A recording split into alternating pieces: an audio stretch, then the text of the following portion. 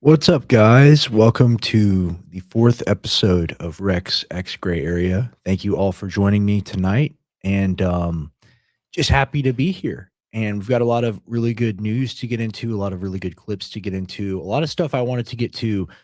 This chair's creaking. A lot of stuff I wanted to get to on the last show, but it kind of turned into a caller bonanza. It was like over 110 minutes or whatever. We were on the call machine, so I want to do a little more structure today. We're also going to keep it fast and loose, and I'm going to talk to you guys. We may even do a brief call-in period that'll like remain like at around 30 minutes at the end of the show. It just depends on what y'all want to see because there's been a lot of stuff in the news that's caught my mind and has caught my attention. But, I come on here and I rant to you guys about stuff, and you guys hear me out and you listen to me and you give me your takes and your opinions. I've been seeing a lot of other people rant about stuff at like a very high level, like a level I'd like to get to. And a lot of those people, like I'm either going to be on their show or I've been on their show before. So if you're interested in seeing more of me, I'm going to be on Due Dissidence. And I believe that's this Thursday.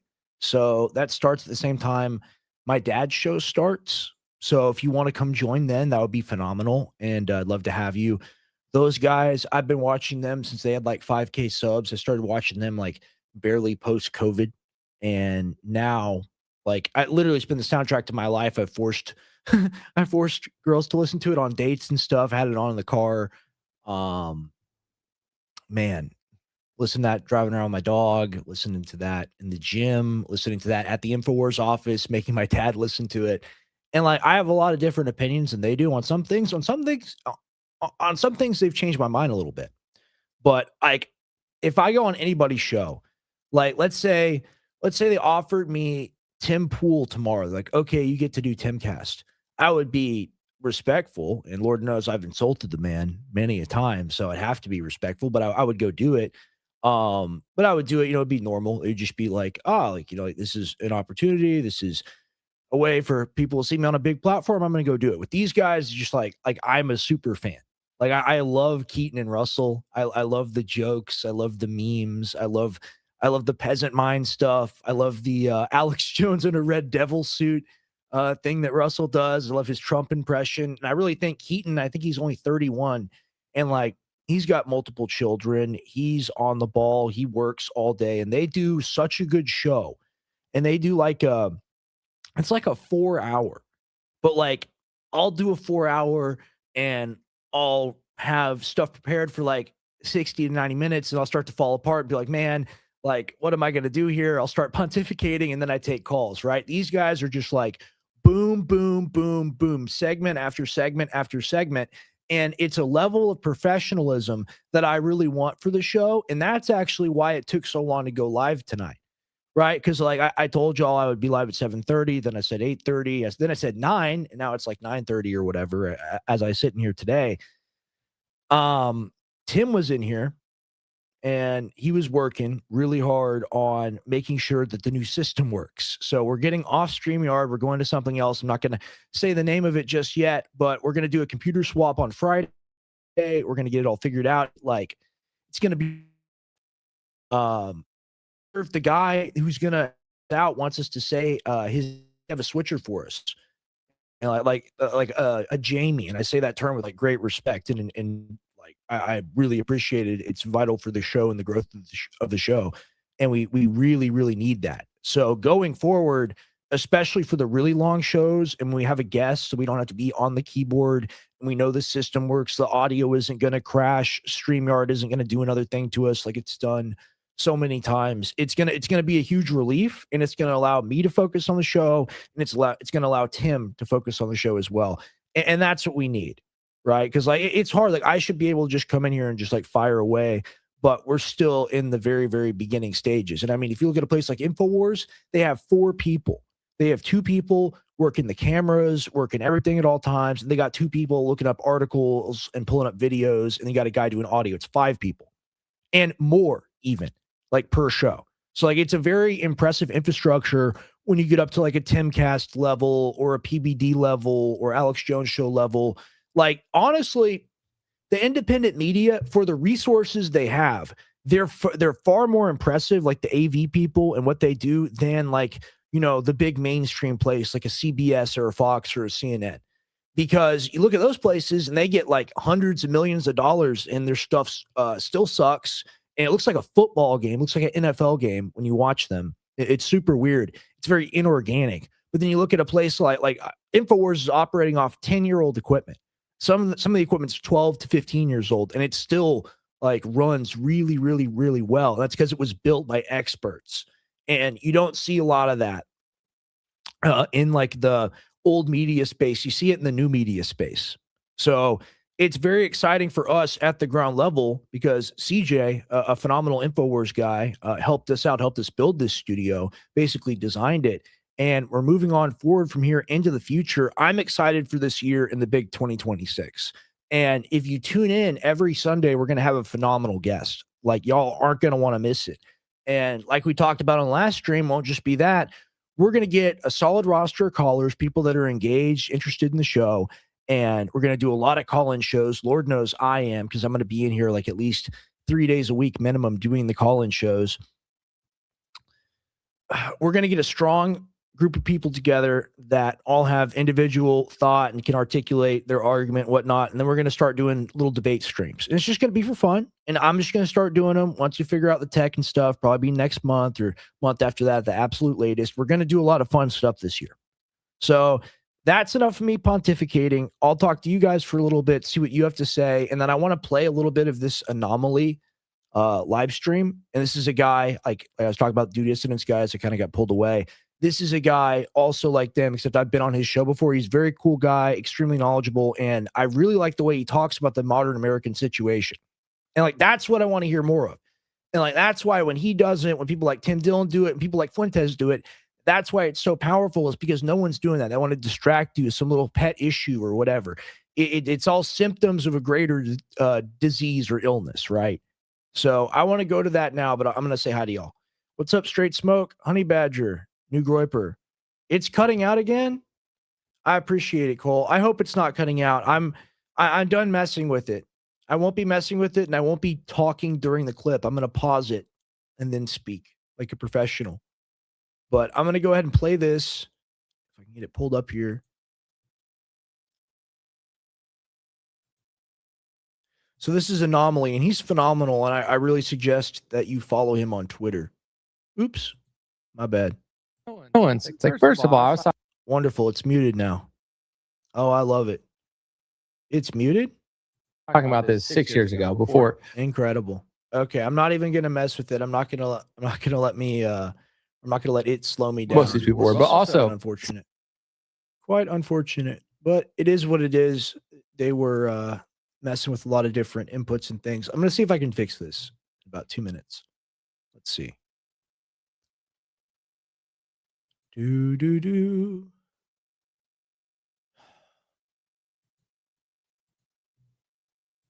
it's not a competition. It's just It might be working. I don't even think I'm plugged in, am I? Am I plugged in? Did I think that far ahead? No, I didn't. That's the issue.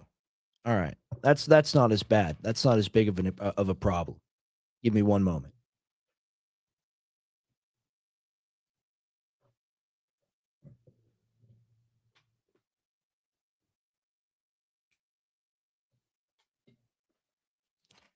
All right. That's not such a big deal. I was wondering why I wasn't hearing my voice in my ear. That's a lot better. You forget how good it is to have a microphone, or I guess not a microphone, to have an earphone in so you can gauge your audio. Yeah, no, I am going to mute myself. I appreciate it. Thanks for hanging on, guys. So I really, really like this guy's stuff. He's an artist. He's like a Christian rapper. He does a bunch of different stuff and has done a bunch of different stuff over the years. But I really appreciate his political commentary. So try it again. years ago before most of these people were, but also it's not a competition. It's just I don't know. It's like, if you want to pay me to prioritize Israel over America, I'm out. I don't care. I don't care what I lose. And most people in politics, they just want power and opportunities, and they suck off the power tea in order to get all that stuff. But when it comes to Iran, that's really what I wanted to talk about. Charlie said it perfectly there, and I wanted to use Charlie because he was like pro-Israel, but now it's like Trump is doing this fascinating thing where because everybody likes Trump so much, he can do anything. And then not everyone, because a lot of people are waking up to it. I think he's going to get destroyed in the midterms. And I think like Trump is ruining the future of the GOP by serving his donors over America and just having the most ridiculous amount of hubris. Like he's such an idiot. But anyway, um, when it comes to this topic, like Trump could say no new wars, and everyone goes, yeah, yeah, we don't want new wars. And then Trump could be like, no regime change. And people are like, yeah, we don't want. And then he'll be like, regime change. Or he'll do a war and say it's not a war, do a regime change and say it's not happening. It's like he has a small or a large portion of the Republican side. He can make anything cool. He could say, Lindsey Graham sucks. Let's deport him. And everyone would be like, hell yeah, Lindsey Graham sucks. But then he could put him on Air Force One and be like holding a Make Iran Great Again hat with him and endorsing him. And people just act like it's not happening. So Trump is now a total neocon. Like Trump is literally at this point, and there were times too. I'm not saying Trump was ever like perfect, because I know there's going to be a lot of people in the comments that are like, Trump was always this way.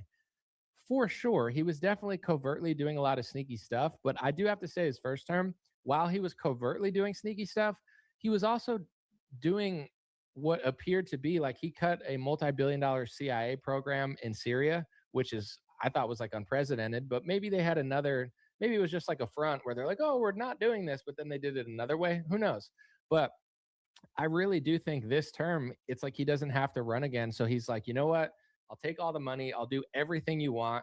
And he's almost, in a way, I'm not going to say worse than George Bush because it doesn't really get worse than that, but as bad or worse than George Bush, because it almost feels like Trump is even more bold than some of these other politicians, where he's like, my base is so stupid that I'll do whatever you want to the extreme. And, they'll just have to deal with it because, I'll make it look cool and pro America and stuff. So, Yeah, so I mean, I think that's the key, and I'm gonna let it play more, and I think he makes a lot of phenomenal points. It is stupid. Like, why would you behave in this way? Why would you be so obtuse? You're alienating the independents and the young people that you brought on board by continuing these wars, by spending all this money, by palling it up with the billionaires. And there have been some things that I point at recently as like it's interesting, right? Like he's trying to get rid of BlackRock being able to buy single family housing, right? But I'm sure there'll be some loophole or weird thing around that. Like I'm sure that's somehow not legitimate. And ultimately, we can talk about all this stuff. They used to talk about like finances and everyone, like they always accuse Democrat or Republican, they accuse each other of fraud or embezzlement or whatever. He literally has a crypto. And if he tweets about the market will go up. It's like a cheat code to the world. And Anomaly's right. He doesn't have to run again. So he can do whatever he wants. It must be, even though we know the president isn't the penultimate, right? Like we understand it's the big money interests, the special interests, the bureaucrat class, and others that are actually in charge. But I mean, he does have crazy authority.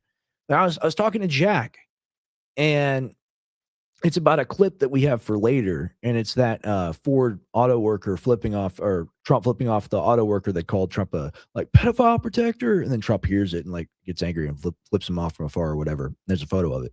And I was talking to Jack, and I was well, I was like, hell yeah, like that's like he's not his boss. And Jack's like, well, you might get fired for that. That's how that started. Excuse me. Jack's like, well, you might get fired for that. I was like, well, why? Like, he's not his boss. Like, well, it's the president, dude. And like the president can make the entire company go under just by saying something. So you're going to get fired anyway. I'm like, well, you should sue. Like, like he works for you as a civil servant, a public servant. Like we pay his salary ultimately, even though he doesn't need it. He's a billionaire. So I don't know. It's an interesting thing, right? And I don't like it. Like, I don't like the imperialism. And like it's just everything I was raised to not support. So I look at it, and the thing that's the most painful to me is I thought, like, as a teenager, really like as like a young kid, like being like 13, 14, 15, I thought like Ben Shapiro had like he was like impressive and he had great arguments, right? And you look at the left, it's like, well, what do they even have? Like everything they say is hilarious, ha ha ha. Like they get roasted. Like this guy goes to the college and makes fun of them. And I realized post 2020, like I talked about last show, I realized that both of the sides are the same. Like it's all like there's Cat Turd and there's that like Krasenstein guy. Like it's the same script, the same formula. It's just like it's like Mad Libs, right? You just fill in the name of the other guy. So it just it throws me for a loop. And I mean, like I feel like people also share this feeling with me, and that's why I'm playing this clip. Like this guy's got a big audience. This guy, he's legit. And there are a lot of others, and there are different ideological bends involved in that, right? Like the New Dissonance people, right? But at the end of the day, like we're just it's just it's not they have a guy that will like super chat into the Due Dissident show, and I think it's Vianticus Prime. And see that's how you know I'm a real listener.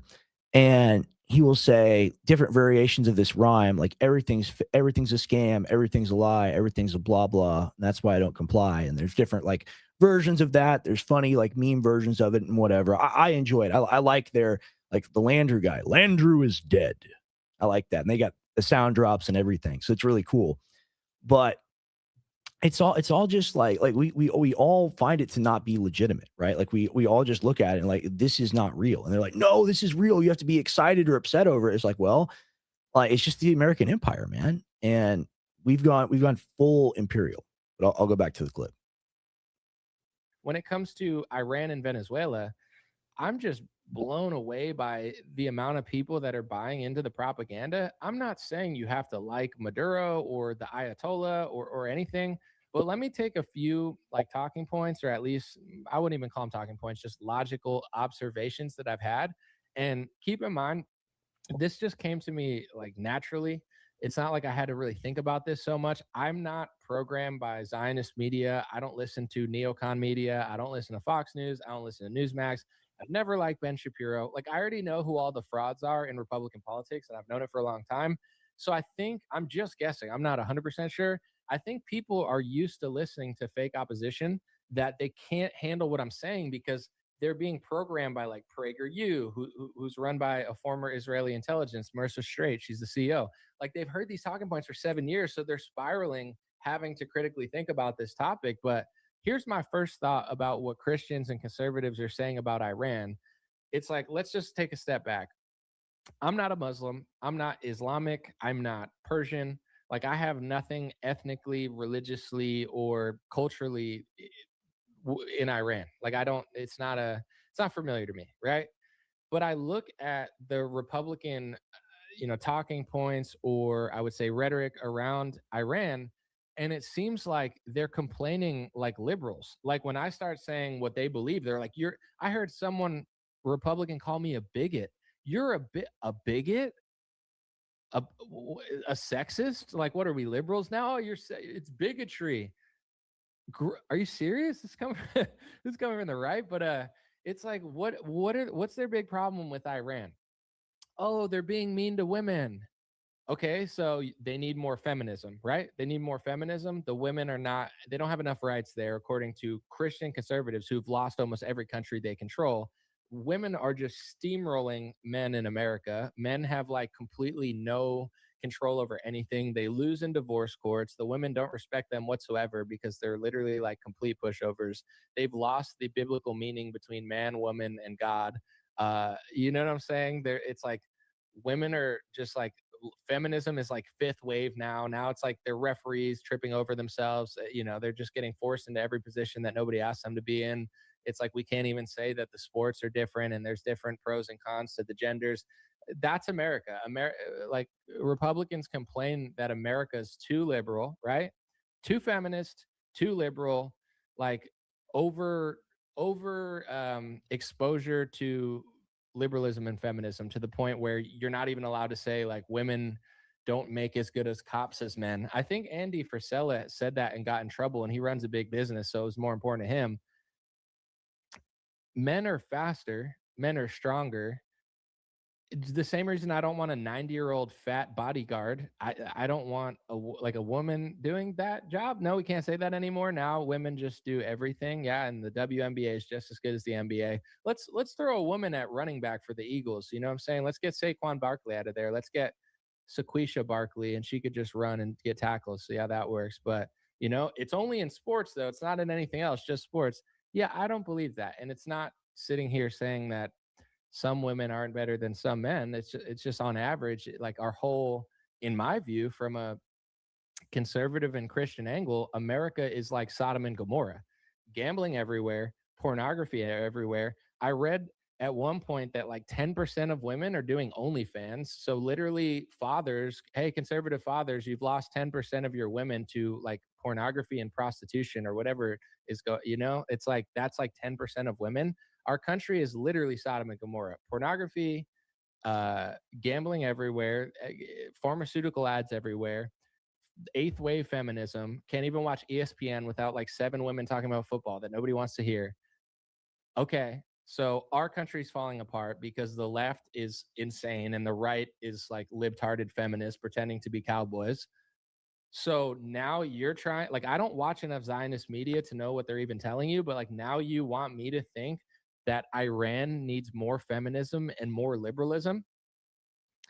Christian conservative Republican men are so brainwashed and weakened that they don't even realize that it's not like Sharia law of all of these things. I mean, some things are Sharia law, but it's like Christian conservatives used to do this in every Christian conservative country from the time of Christ until like 1970. Like your entire Christian history was more biblical than it is now. You're literally satanic feminists now, even Republicans. But you want to go to a conservative country that's religious, that has women understanding that they're not men and they don't need to be, doing everything all the time. And you want to bring feminism and liberalism to Iran?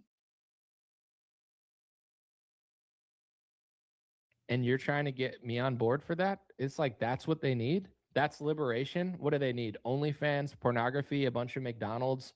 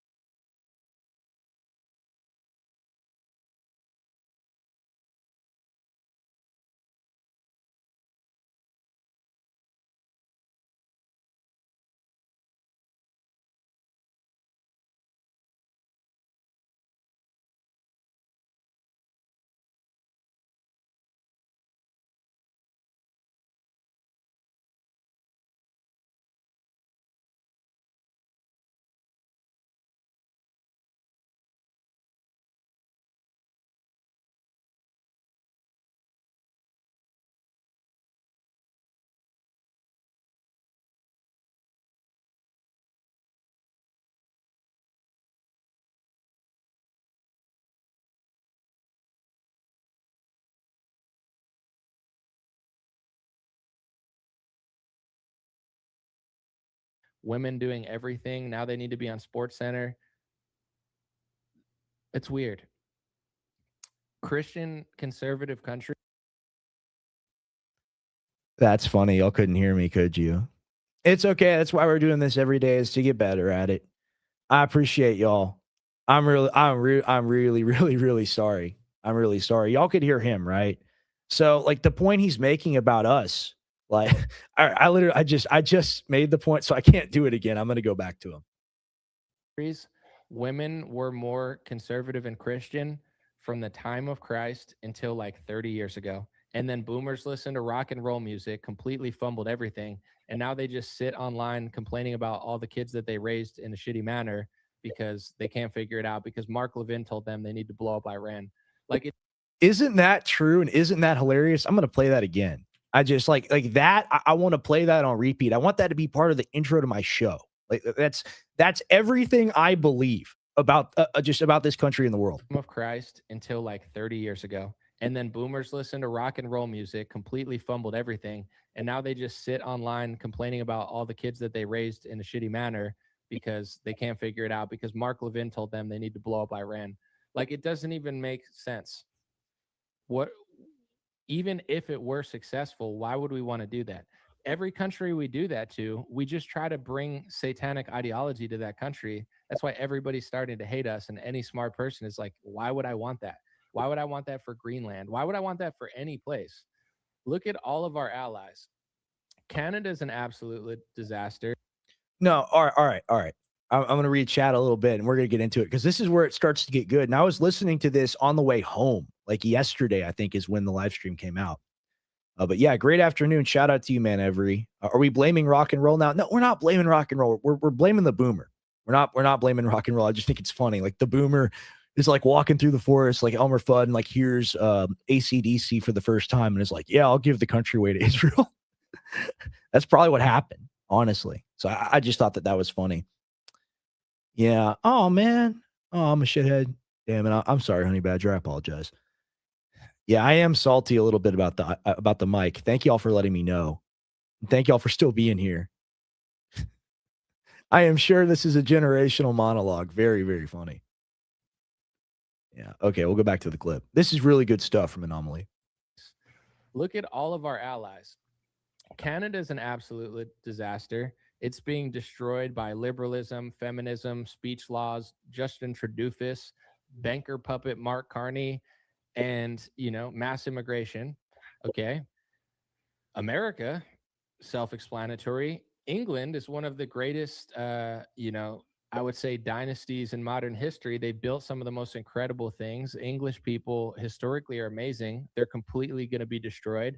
They might not even exist. I mean, English people at this point, it's safe to say you might literally be getting genocided. Like, nobody's even going to know what an English person is in 40 years because you're getting pretty much ethnically genocided, but covertly, so you don't even realize it's happening. So now you're wiped off the map. You're not going to exist.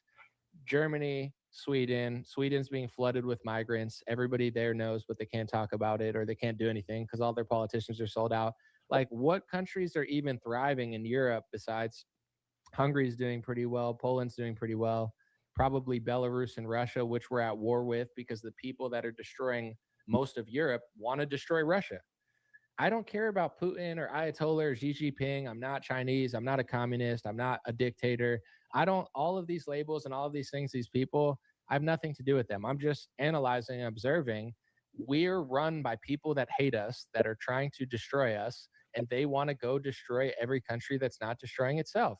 China is Chinese. They understand their culture, their heritage, they're smart, they're builders, they're successful, their cities are clean, and they are not trying to replace themselves with mass migration. So we got to fight China for the people that destroyed America and Europe. Russia, similar thing. It's more diverse. So, same with Iran, is more diverse as well than China is. But we need to go turn them into San Francisco. Tehran needs to look like San Francisco so those women could be liberated. What are you talking about? Women get sent off to college when they're like 20 years old, start in OnlyFans, are told that they have to do this, that. Like, is that what you want to do to Iran? And if you can't even fix your own country, if upwards of 10% of women are doing OnlyFans in America and you're a Christian, I'm not saying to hate on the women. I mean, it's like they're born into this world. I have compassion for everybody. I'm just saying, like, this society's screwed up.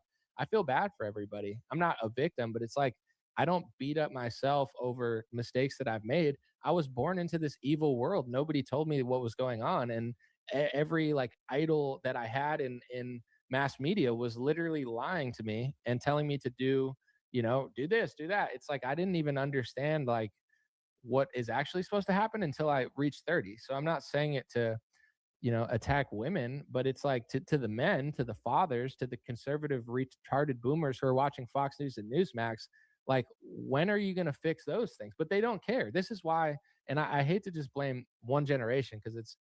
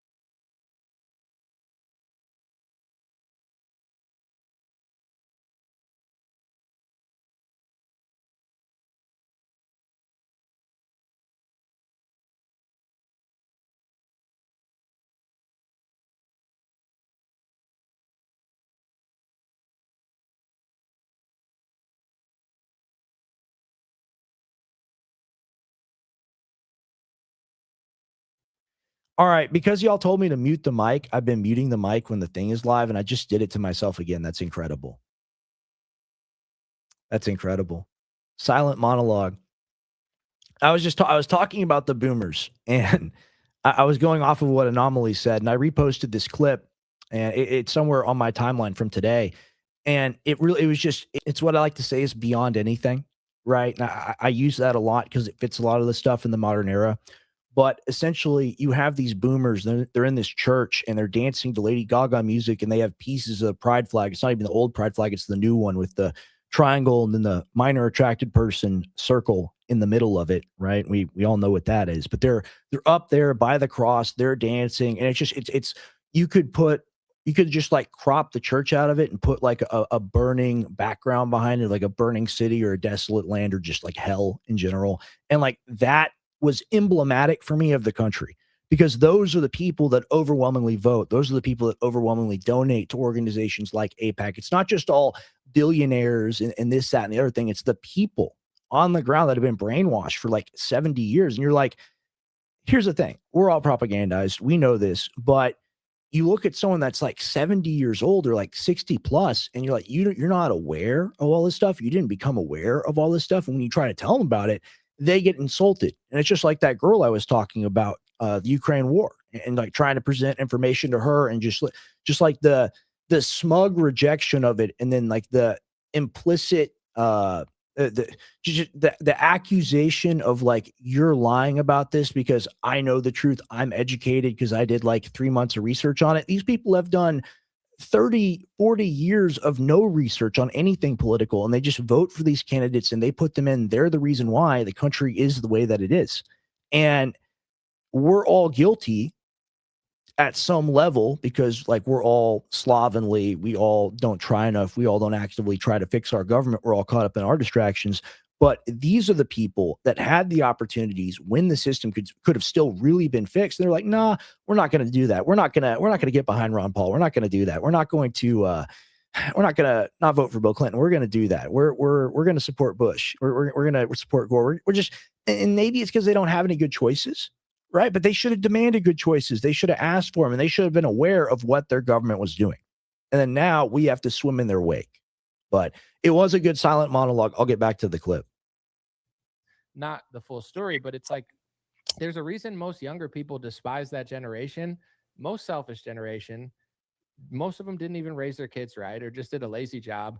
If boomers cared about their country, the First Amendment, and like their family and their heritage and their religion as much as they care about either obsessing over Trump, like they want to suck him off, or on the other side, like spiraling over Donald Trump, like Robert De Niro, if boomers actually cared about their family and their country, America would be great again.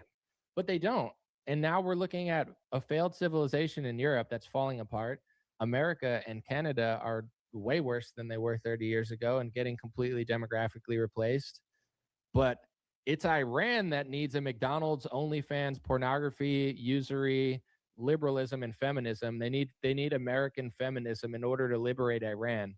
It's like, what the fuck is wrong? Excuse my language, but like, what is wrong with you people? You guys are like satanic psychopaths, just like, I'm excited that Trump's taking over Greenland. It's not for you, dumbass. It's for the guy who runs the World Jewish Congress and Bezos and all of the people invested in it. Like I showed you earlier, this is who's going to benefit from Greenland. Bezos.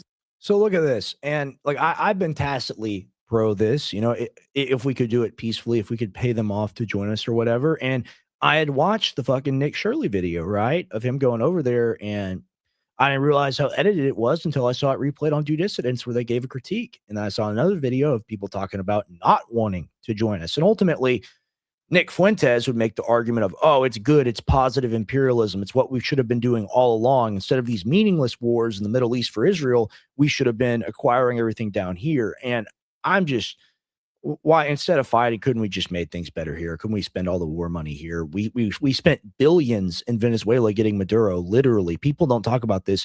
We spent billions of dollars getting Maduro out. We're probably still spending hundreds of millions of dollars. I don't know how many ships we still have down there, but it was about 15% of our entire fleet.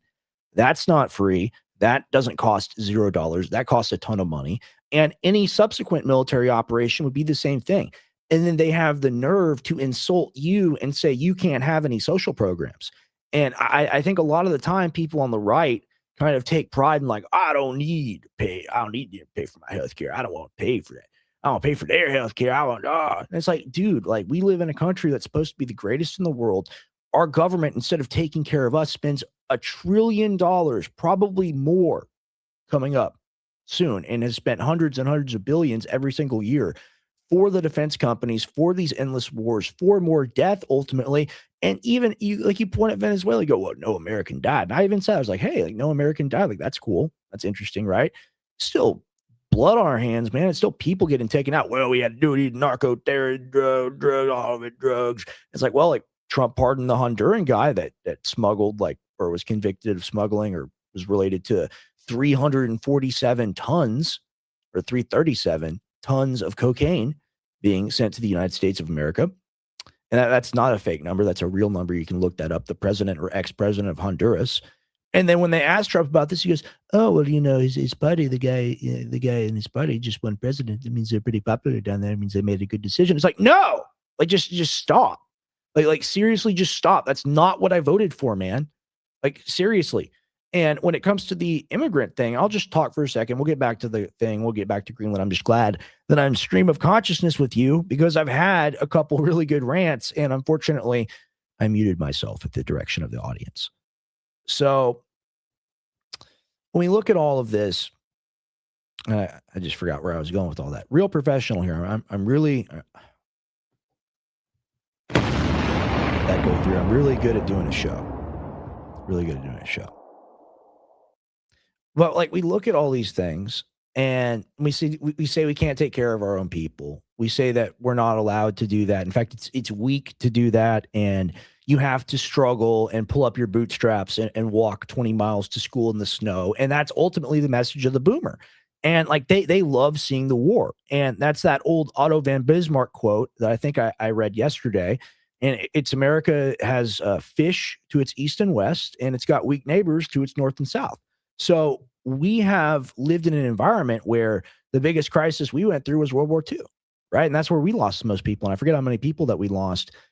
It's a large number. Maybe someone can tell me in the comments, but it doesn't even compare to these other countries. It doesn't compare to a China that lost 30 million people during the Civil War and the war with the Japanese. It doesn't, like Russia, a little less, a little more around the same number. It doesn't compare to that. It doesn't compare to the centuries of war in Europe and Africa and Asia that we just haven't had here because number one, we're a very new country, very young country. We're turning 250. And then number two, like it's our geographical situation. So it makes us feel okay to project power everywhere. And I'm just saying, like, wouldn't these people want to be our friends? Like, if we're the people that invented electricity, the internet, the light bulb, the plane, the car, if we're the people that did all this cool stuff, wouldn't people want to be our friends? Wouldn't people want to work with us? Why do we need to declare thumb war on them and just crush them all the time for no reason? And like that's, I guess I just should have been more aware when I was voting for Trump, what I was voting for. Like you can call it shrewd business, you can call it whatever you want. Like he's unpredictable. And you can say that's a good thing, you can say that's a bad thing, but ultimately that means that strategy is impossible. And the only thing you could do is tactics, which is just like the best possible or worst possible decision for the next event, leading to the next event, leading to the next event. There's no actual strategy. There's no actual planning. It's just how much money can we get out in whatever direction. And they say, oh, like it's really how much money we can get in. It's the tariffs. He says it's the tariffs. Everyone's going to get a $2,000 dividend. Now he's reneged on that and said he didn't promise that. It isn't true. It's just, it's hard, man. It's hard for me. Like I'm black pilled a little bit, a lot. And then I look at the boomer. The boomer's like white pilled on death. Like, yeah, it's awesome. We're gonna go over there and we're gonna bomb them again. We might do boots on the ground. Hell yeah. And Lindsey Graham and all them. And I was like, man, like, how do you still like? Do you love it this much? What is it? What is it about it all? Why do we need to take over every single place in the world? Why can't we be their friend? Just months after President Trump first expressed interest in the United States possibly gaining control over Greenland, some of the richest people in the world, including Jeff Bezos, Bill Gates, and Michael Bloomberg. Oh, so like the people that we hate on record, the people that we despise, the people that we voted him into office to ultimately try to punish them, right? The people responsible for genetic engineering, the people responsible for fake food, for lab grown meat, people responsible for, he wants to shoot a missile of dust at the sun and he's hanging out with the president. And then MTG had to leave Congress. Just think about that. Think about America first and what that means. And like I was saying earlier, I think this was the point I was trying to make. People like Fuentes would say, oh, this is a win. We should do it anyway. We should just conquer. America owns everything and everything is ours. And I'm just like, man, one day the shoe is going to be on the other foot and we're not going to be ready for it. And like, we're not far away from it. We're far away from that in the sense of that would happen after a crash and that would happen in my lifetime, but far in the future. It's just like we got a lot of bad will with all these people. We've lost a lot of face. And look at these people. Ronald Lauder, the heir to the SD Lauder fortune, he's credited with giving Trump the idea. Okay, so the billionaire gives him the idea of taking over Greenland. That's awesome. So it's just like, I'm a billionaire. You're a billionaire too. What should I do? I'm the president. Oh, well, you should take Greenland, sir. We can put our data centers there and take the rare earth. That's a good idea. You're a smart guy. Maybe I give you a cabinet position or something like that. Maybe that would be good. Former White House National Security Advisor John Bolton. Okay, so John Bolton's back in the mix. This guy's a notorious war pig, warmonger involved. I believe he was involved in the Bush administration. I could be wrong. Someone correct me.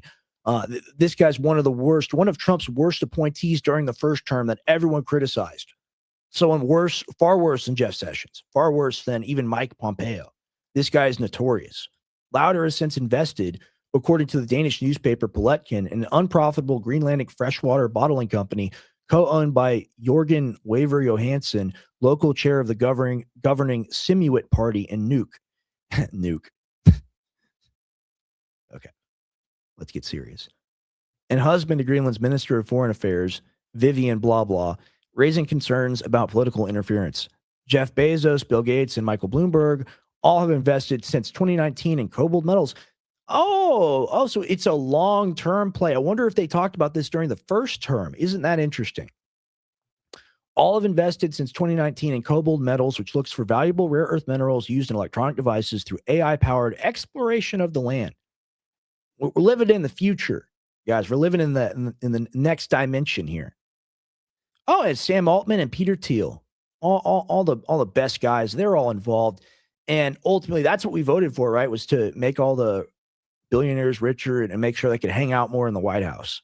Really cool. Let's go back to the clip. I'll read some chats. I mean, I get that it could be a risk, but what would actually be risky about trying to attack Venezuela? America is much stronger. What could go wrong? Okay, excellent question. Let's break this down. Thank you, man, Every. So what makes it wrong is the moral position, number one, of us not having the right to do that, the international law perspective of us not having the right to do that, the further degradation of the international law by us doing that, meaning that other people can do the same thing, i.e. Putin taking Zelensky, the Ayatollah taking Netanyahu, or vice versa. We've escalated and we've set a precedent into the future that leads nowhere but bad. From a monetary perspective, like I said, we have literally spent billions and probably do continue to spend hundreds of millions monitoring down there, having people covertly deployed down there, having the ships down there, the Navy, all the 15% down there for that one. So, effective, you look at it from signs the profitability and not even the profitability perspective from the like American people, like maybe diesel will get 30 cents cheaper or something, right? It's just going to be the people that Trump was meeting with at the White House, the oil moguls, they're going to make more money. And you can say, oh, it's strategic. Now China doesn't get any oil. Okay, that's valid. That's a valid military reason to do it. Why do we have to go to World War III with China in 20 years? Do we have to do this? People are like, oh, he's a communist, he's like the Chinese. Oh, I've got them now. And it's just like, I'm just tired of all this shit. Seriously, I'm tired of it. I'm really, really, really tired of it. I don't want to die. I don't want my family to die in nuclear hellfire. I don't want a new global war to start. I don't want millions to die. I don't want to get drafted. Like, F that. Like, seriously, I'd rather sell supplements 100%. And like, there's no shame in saying that, in my opinion. And it's like, oh, you don't want to die. You're not brave. this is the point I was going to make. And that's what the boomer will say, right? They'll say, you don't want to die. You're not brave. And I got picked up from an Uber or with an Uber here. I went downtown to go to a bar. This is like, damn, almost like half a year ago. And I get in the car, and the guy's like a radio voice, and I'm like, man, like you're a good speaker, like you should do a show because we're talking about politics. He asked me if I voted for Trump. I said yes. This must be, damn, when was this? When was this? This must have been okay. Yeah, I voted for Trump 2020. Okay, so this was pre 2024. All right, no, it was post 2024. I messed up on the timeline. This is a while back, but he picks me up. I'm going downtown, and we start talking about things, and he's like, well, you'd go fight for Israel, wouldn't you? And I was just taken aback by it. I was like, excuse me? Like what? He's like, well, there's a lot of really bad people in the region. And, like God says those who bless Israel will be blessed. So are you ready to go down there and do that? Like you support President Trump. And I'm just like, whoa, wow. Where did this come from? When did this happen? Is this what I voted for? Seriously? Seriously? But that's what we deal with. And those are the people ultimately that see the billionaires get richer, that see like the military operation and the people die and the new weapons get used and are like, oh my God, this is amazing. This is incredible for the country. And then it's the young people like me that are thinking about a world in 30 years where we're going to have to deal with BRICS being the majority power. We're going to have to deal with a new international currency that's not the dollar, international reserve currency. And I'm not grateful. I'm not grateful for the situation that the old people have put us in through their behavior. So that's why I don't support the Venezuelan operation. It's the ultimate boomer bait or fuel. You spend billions, you violate international law, you set horrific precedent going forward in the future for all nations, and you get clips on Fox News. And, Jesse Waters was really accurate. He broke down the military force that was deployed.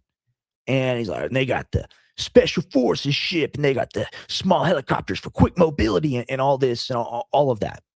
Right. And I was like, man, that's stupid. It's boomer propaganda. And they use all that stuff to get Maduro. Right. So kudos to Jesse. He was right. He was right. I hate to break it to you, Rex, but by the time there's a draft, you'll be too old to be entered into it. I don't know, man. I hope so. I hope so. I hope so. I hope we don't have one ever again. He is a dictator, though. Wouldn't it be a good thing if we took someone like Netanyahu? What's the moral difference between him and Maduro? I mean, I agree with that. Like, we should. We should want regime change in Israel, right? And like you're touching on the key point there is like we don't do that. We don't do that to people that are really bad, but we say people that are bad must be punished with the biggest hammer imaginable. We must smash and grab and take them to New York to be arraigned. Like that's the point right there, man. Like that's the entire point I'm making, right? Is like we do these things and we say we're doing it for a moral reason because he's a terrorist, a narco-terrorist, he's killed Americans, blah, blah, blah. But then the people that have killed Americans, people that have trafficked in our intelligence and sold it to other countries, people that have declared war and used weapons in our name to kill children, we don't do anything about them. We're like, that's fine. But it's cool when we go to Venezuela. They'll change the laws by then. Okay, going back to the clip. Bezos, Bill Gates, Bloomberg, Sam Altman, Peter Thiel, and probably Louder to some extent. Not you.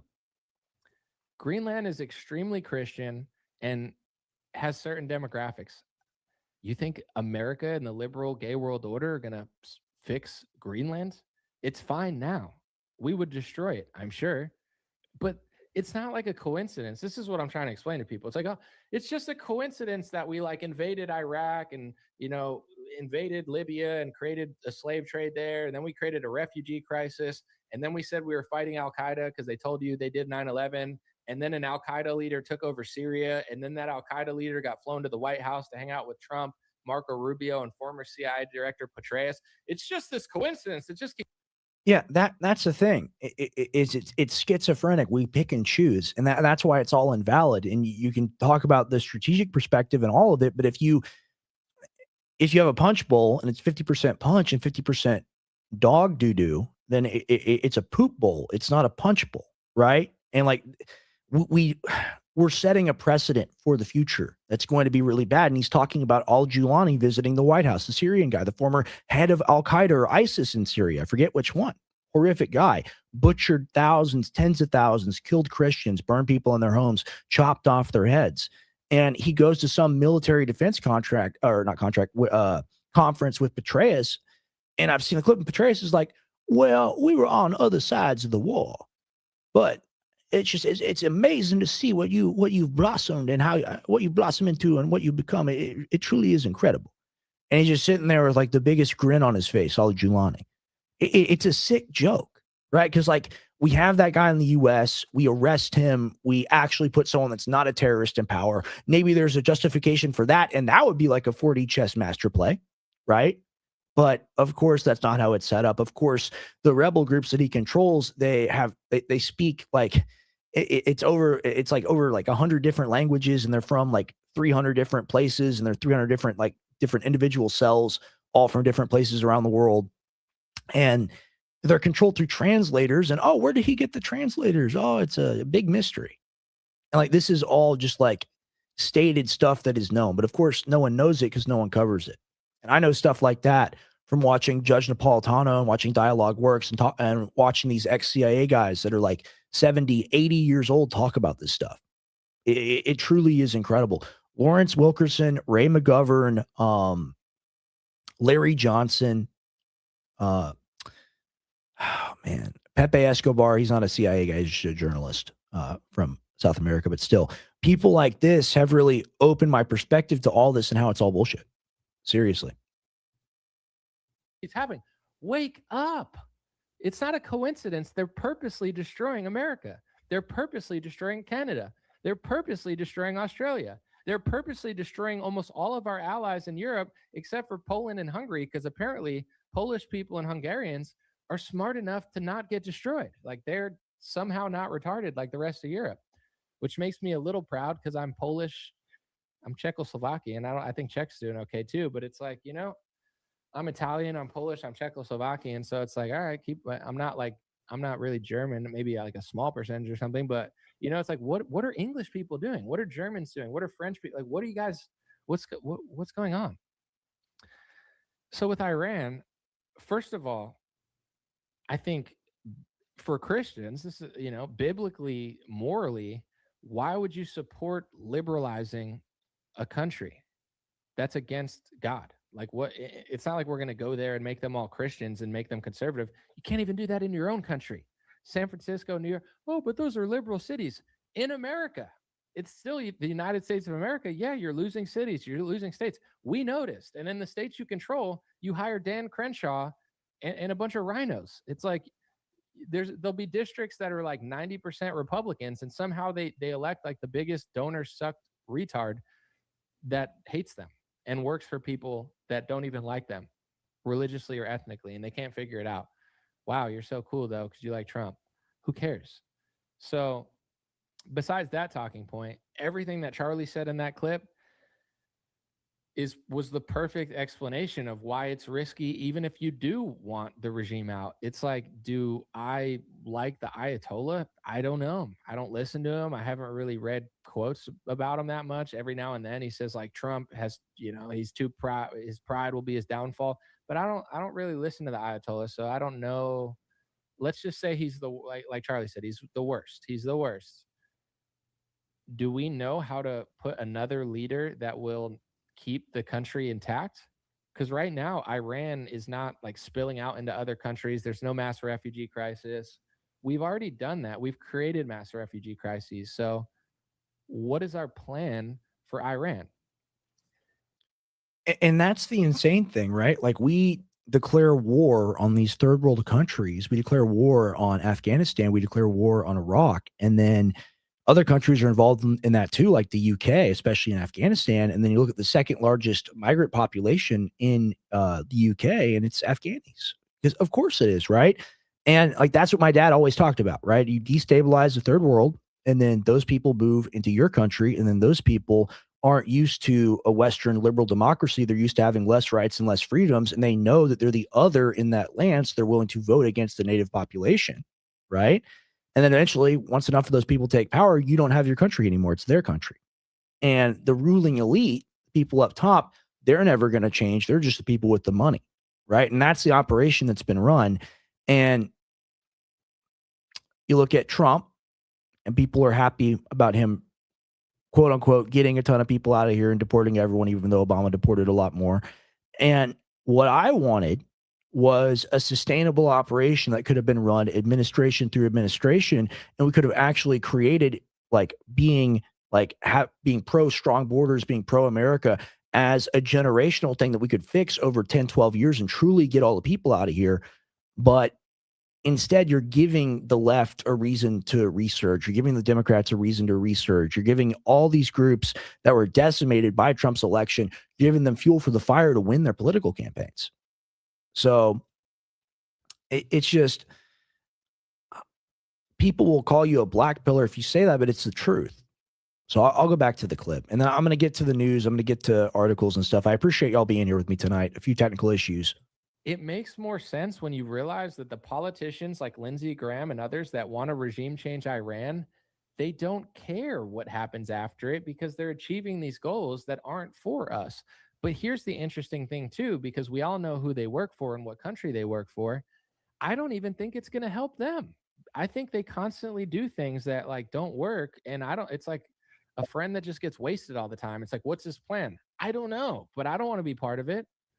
I don't think he has a plan. Or it's never going to stop. It's not going to stop with Palestine. Here's another red pill if you guys want one. You could hear politicians in Israel. I think Netanyahu mentioned Amalek when he was talking about the justification for what he was doing in Palestine. Amalek is a biblical story and it refers to, and most of the time people refer to it now, it's a complete and total wipeout of a population that's justified, in their eyes. Who else is Amalek? Do you think it's just Palestine? Do you think it's Muslims or something if you're a Christian? You could find articles where rabbis are saying that it's Armenians and Christians. A lot of them think that Christians are Amalek. So you think it's going to end in Palestine? You think it's going to end in Iran? You think it's going to end in Venezuela? Yeah, that's what you think because you're listening to media that's telling you that, run by people that are not going to tell you what I just told you. So And that right there is the truth. Why must we overthrow a theocracy for the reason that a theocracy is bad when the other theocracy in the region at war with that theocracy is our quote unquote strongest ally? It doesn't make sense. Like every time I play a video of Netanyahu and he's in front of the menorah and the Israeli flag and all of it, and he's talking about these things. He's talking about Amalek. He's talking about greater Israel. He's talking about 3,000 years ago. And it's like, bro, your state is 74 or 78 years old. I forget which. Like it's not legitimate. And I think people have woken up to that, and the American public knows that writ large. But ultimately, there's no one you can vote for that agrees with that. They would say that no, it's biblical Israel. It existed 3,000 years ago. It's the exact same thing. It's the exact same people. And in reality, the people that have lived there forever are the Palestinians. And those are the ones that are getting killed. And they're the most similar to the people that lived there in biblical times.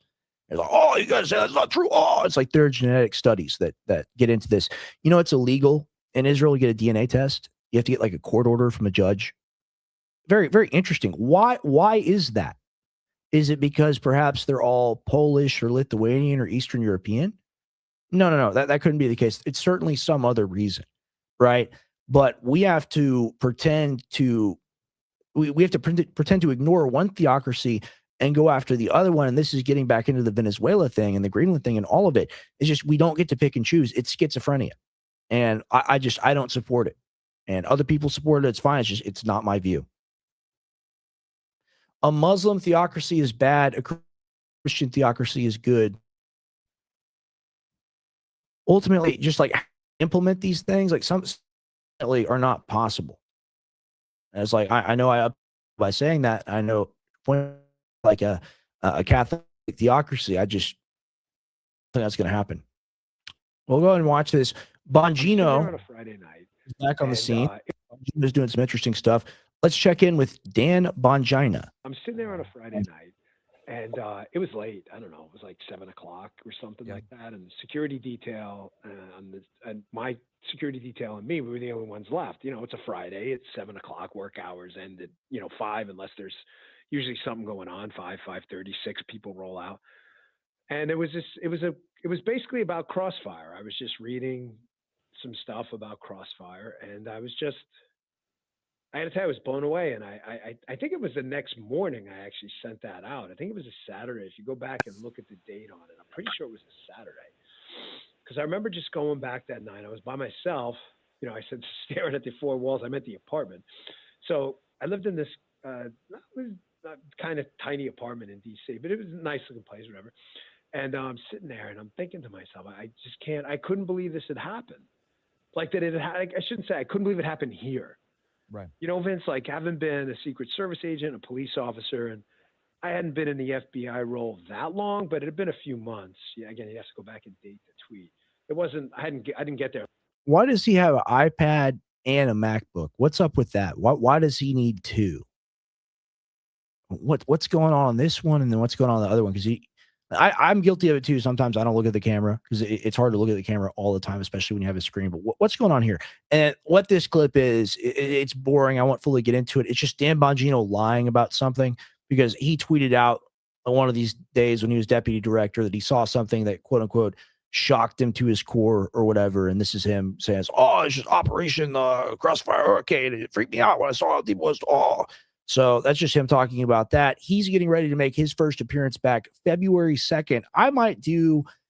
Should we do a live reaction to the Dan Bongino stream, to the inaugural, or I guess it's not inaugural, it's the return because he's doing his show again, to the return of the Bonge, the return of the Bongina. Should we live stream that? I think that might be fun. Not sure when that's coming up. Maybe it conflicts with Gray Area, but I think I'm going to do that. So this was big in the news today. I saw this on Twitter. Loomer confronts Massey and heated hallway clash over Venezuela arrest. On January 13th, conservative activist Laura Loomer and colleague Charles Downs, you can't make it up.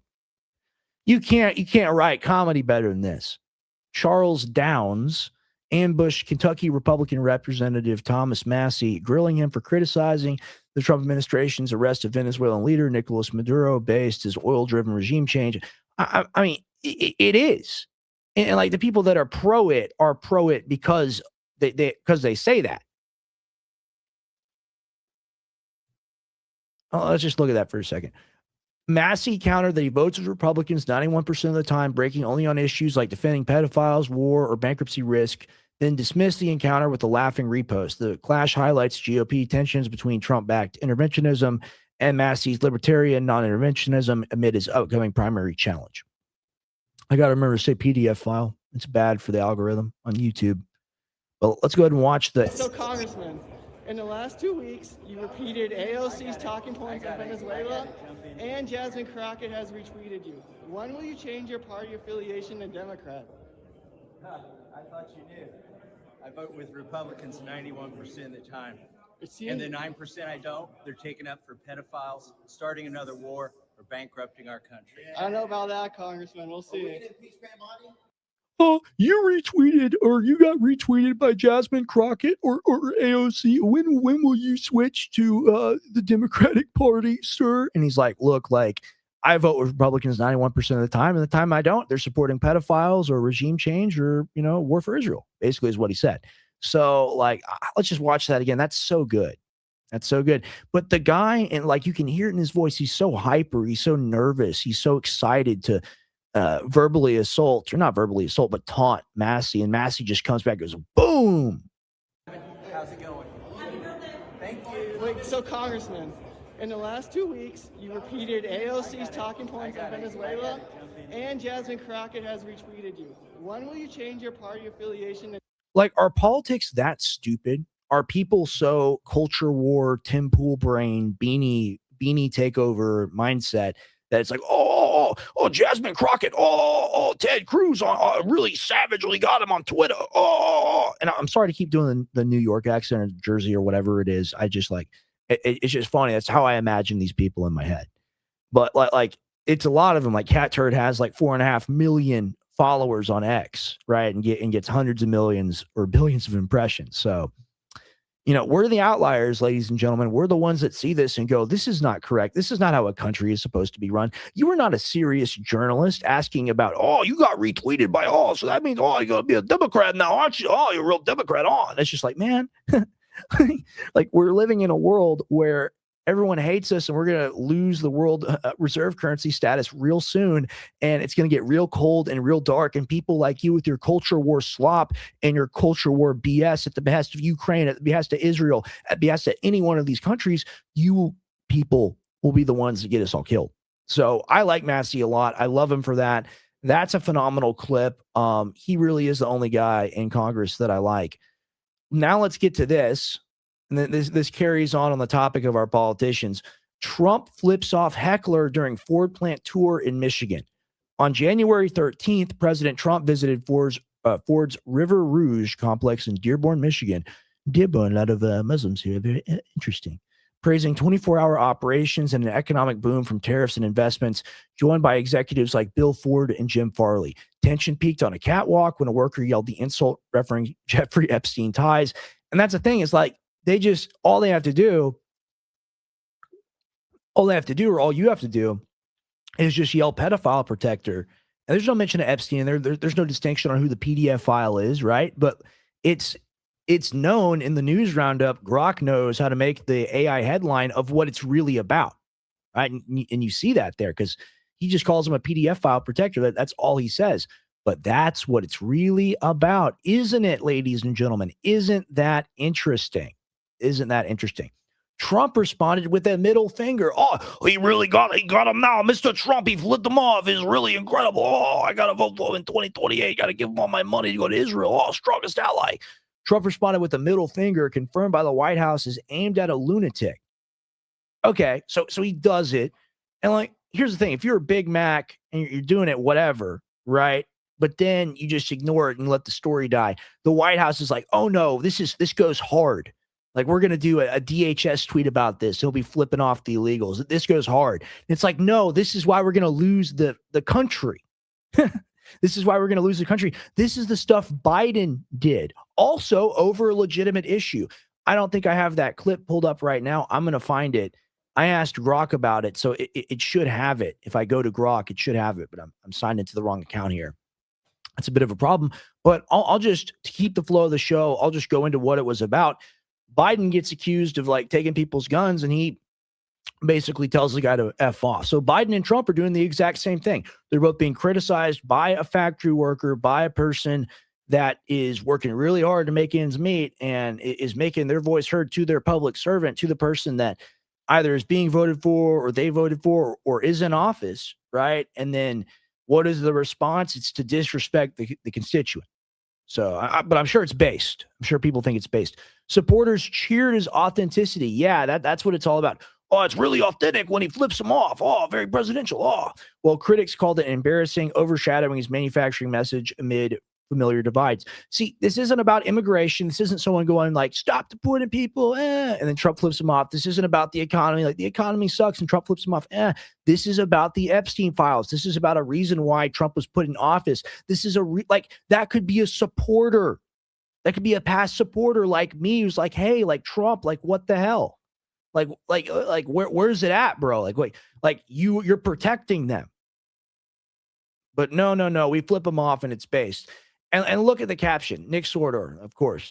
LMAO, laughing my ass off. Someone heckled President Trump at the Ford plant today, so he mouthed F you and flipped him the bird. That's the President Trump I know and love, and that's the slop we know and love, ladies and gentlemen. Look at that. It doesn't get more sloppy than that. Wow. And you can't even see it in here. There's a close-up. And of course, we're not going to play the I guess I will play the audio because of the guy that says the thing. I'm going to go ahead and play the audio here so you guys can see it too, if you haven't seen it already, and I'll go to the close-up here in a second.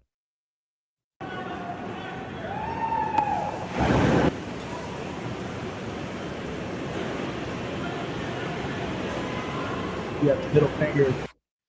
To answer your question, man, if it's Vance versus Newsom next year, who you're voting for, I won't be voting. I'm good. I'm gonna have a nice cold beer, then probably another cold beer for breakfast, and then probably the same thing for lunch, the same thing for dinner on election day. I think that's the proper way to celebrate it, because ultimately, like I always say, there's nowhere you can go to vote against any of it. Normal Americans' feelings towards the radical unhinged left. We've had enough. So this is even better than the Sordor tweet. What is this? And who are you, by the way? How many followers you got? Okay. So this is a big account. All right, this is a MAGA account. It's got a baby wearing a MAGA hat. Normal Americans' feelings towards the radical, unhinged left. We've had enough. Pedophile protector. Pedophile protector. That's what the guy said. He didn't say anything about immigration or BLM or racial justice or the economy or any of it.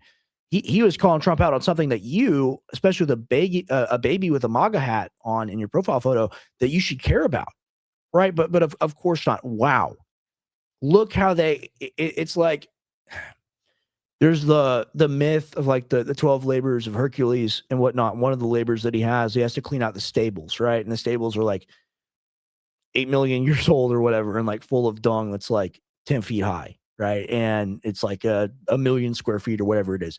And he starts doing it and he's like, I can't do this. I can't get this done. This is impossible. This is impossible to get done directly. Oh, there's a river over here. I'm really strong. I'm just going to point the river at it and I'm going to have the river clear it out. Bang, bang, boom. You got it done. And that's the level of misdirection that's achieved here. Normal Americans' feelings towards the radical, unhinged left, pedophile protector. That's what he's being called. It's got nothing to do with right or left. It's got nothing to do with your slop, nothing to do with the culture war. It's about the Epstein files. And look how they misdirect you. And let's just look at the impressions on this. 48,000 likes, 500,000 views, climbing to 600K, 6.4K retweets. I mean, hey, I should just switch to doing this and have the biggest show in the world and sell all the supplements, right? They got someone saying, I love how clearly upset this makes him. I hate to say it, liberals are laughing about it. I'm sure this guy's a libtard, but I mean, he's right. Maybe I shouldn't call people these groups if I'm going to talk about them and say it's not good to be a part of any of them. And then we got more news. And we got the close-up. So what do we think about that? Cole Dodson. Nick Swardor is slipping. Damn good field reporter, but his posts are just boomerish and sloppish. I don't think he's sold out, but he's kind of caught up in the privilege that comes with access. Yeah, and that's the problem, man. That's what we see with all of them, right? And like that's the thing. Ultimately, it's like Benny Johnson. He's on the plane with Trump, right? I'm sure Cat Turd's gotten a thank you call. I'm sure Nick Swardor is tapped in with the team and whatnot. Like Benny Johnson, he goes along with the ICE raid and vlogs it, and that's really cool and really based. Ultimately, it's access journalism. That's what it is. There's a name for it, and that makes it not legit. And you look at someone like Tucker, and someone like Tucker, you can make some of the same critiques about, but Tucker is willing to not toe the party line and is still invited into those same rooms. Whereas these people that have just they become loudspeakers for the Republican Party, they've been given the access, the ability, and the cool factor of being invited to Mar-a-Lago and being in the club and whatever. But that comes at the cost of, hey, you don't want to leave the club, right? Like you don't want to, like we all know what's right. And that's what they really do. That's what they really do in these rooms and in these big houses and in these giant hotels and whatever, when they have their conferences with their ties and they're drinking. It's like, we know how to do it. We know how to run things. It's okay. And the people have their opinion. They have their thoughts. They have their whatever. You know what we say to that? You know what we say to the people? We say, fuck you. We say, fuck you. You suck. You don't have any agency. We're in charge. And it's okay. We're going to do something good for you. Just wait for it to happen. And they help themselves out more. That's the reality of the situation. That's the truth of it. We got Trump commenting on the Iran attack and death toll. Reporter, you said this to Iran this morning. The help is on the way. What did you mean by that? We are going to have to figure that one out. I'm sorry. Reporter, how many people have been killed in Iran? Nobody's been able to give me an accurate number.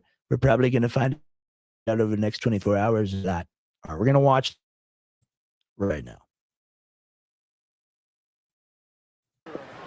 You said to Iran this morning that help is on the way for protesters. What did you mean by that? What kind of help? You're going to have to figure that one out. I'm sorry. How many people have been killed in Iran? Nobody's been able to give me an accurate number. I have heard numbers from everything's a lot. One is a lot. This is muted. This is muted right now. But I've heard numbers much lower and I've heard numbers much higher. We'll be knowing. We're probably going to find out over the next 24 hours. I think it's a lot. Okay, and what they're talking about is like the justification for going in there, right? And the the narrative they've set up was first, if you have a nuke or if you have the enriched uranium, we will bomb you and kill you until you give it up. Now it's, if you have a ballistic missile, we will bomb you until you give it up. And even now, it's if the protester dies or whatever, if you have dead people over there, we will bomb you and invade. So we've gotten to the point where the standard's been lowered and lowered and lowered, and that's what they're going to do. It's going to be like, if the Ayatollah sneezes, we will invade. If he gets a flu, we'll see it as a moment of opportunity and send the B-2 bombers in again, right? So I don't know. I think we go in there in under 3 months. I think Suleiman's right about that. It'll be interesting to see. This also happened today. Breaking: Bill and Hillary Clinton could face prison time for failing to testify in the Epstein probe, per the Daily Beast. So I'm sure nothing will ever be done about this, right? Like, nothing's ever going to become of this. And we all voted for Trump, or I didn't vote for Trump the first time. I was too young. But we all supported Trump because of great moments, like because you'd be in jail. But of course, who's walking the streets, who's still getting the gigs and still speaking at centers and signing books and doing stuff? It's Hillary Clinton, right? And she's going to continue to do that until the day she dies. The same with Bill. And it's on record, really. And we have to say allegedly, unfortunately, but they've allegedly killed hundreds of people. They have allegedly stolen hundreds of millions, if not billions of dollars. They have allegedly turned nations into literal slaver countries again, like Libya, through their actions as Secretary of State. They are the worst of the worst of the worst. And when Bill Clinton was governor of Arkansas, and the drug trade, all of it, it's beyond anything. Best from Epstein, the painting of him in Epstein's house wearing the dress and the red heels. It's beyond any of it. It's beyond anything. Germany: Iran must not use violence against protesters. Also Germany. So this is a Palestinian protester protesting on behalf, because Nakba is the word for catastrophe, and that's when Israel attacked the first time.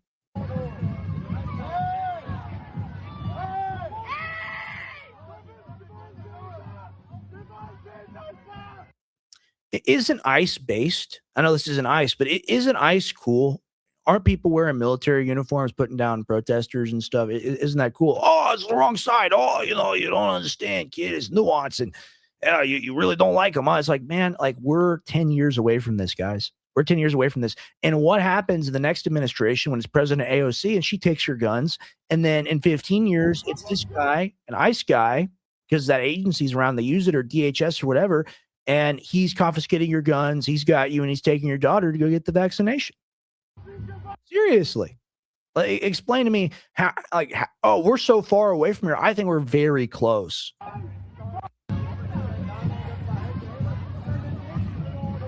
Won't be saying the N-word. No.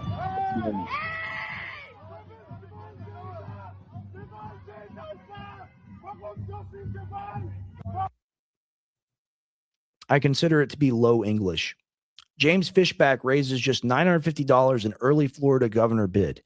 The 30-year-old investor's debut report, covering activity through December 31st, listed contributions like $500 from a Palm Beach firefighter and $100 from another candidate. That total lags behind Republican competitors such as Byron Donalds with $45 million and Paul Renner with nearly $5.5 million, plus Democrats like David Jolly's $3 million. David Jolly. Jolly, Fishback, Byron, all these fun names, called the figures obviously a lie and pointed to a recent fundraiser aiming for $250,000, betting on grassroots energy in the 2026 race to succeed Ron DeSantis. This is obviously a lie. James Fishback, he says that. But if our campaign actually did all of this with only $950, imagine what I could do as Florida governor. Why are our elections like this? Why does one guy get $45 million to brainwash the public to convince them that he's the guy to be in office? Why can't everyone just get the same amount of money, right? Why can't elections be publicly funded? Oh, socialism, communist, you're a communist, huh? And I'm like, well, how is that any worse than what we have now, right? Like how is this fair? And people will hear these positions and go, oh, you're a left winger, you're a liberal. I'm like, man, you know what? This is why I don't call myself Republican anymore. If it's Republican to support things like this, to support the system, to support people being able to trade in office or being able to fund their career in office in this way, to be able to brainwash people with millions of dollars from billionaire donors, I make it all go away. At least they're offering a solution. Yeah, you're welcome to clip my my media. Okay, I'll make a quick point here because I saw it in the chat. We're just having a chill stream, a fun stream tonight. I appreciate all y'all being with me here tonight. Man, yo, can I clip your content? You're welcome to do that. And I know I just said the C word, it hurts me. I come from an era and a time before that word was used. I come from a time before the word influencer. I was working in media as a child, and I remember a time when we hated vertical video, and when like these words just weren't used to describe things. Instead of content, it was a show or media, right? Instead of an influencer, it's just like a talking head or a pundit or a talk show host or a TV guy, right? So I just that's a little pet peeve of mine. But yes, you're welcome to clip my content.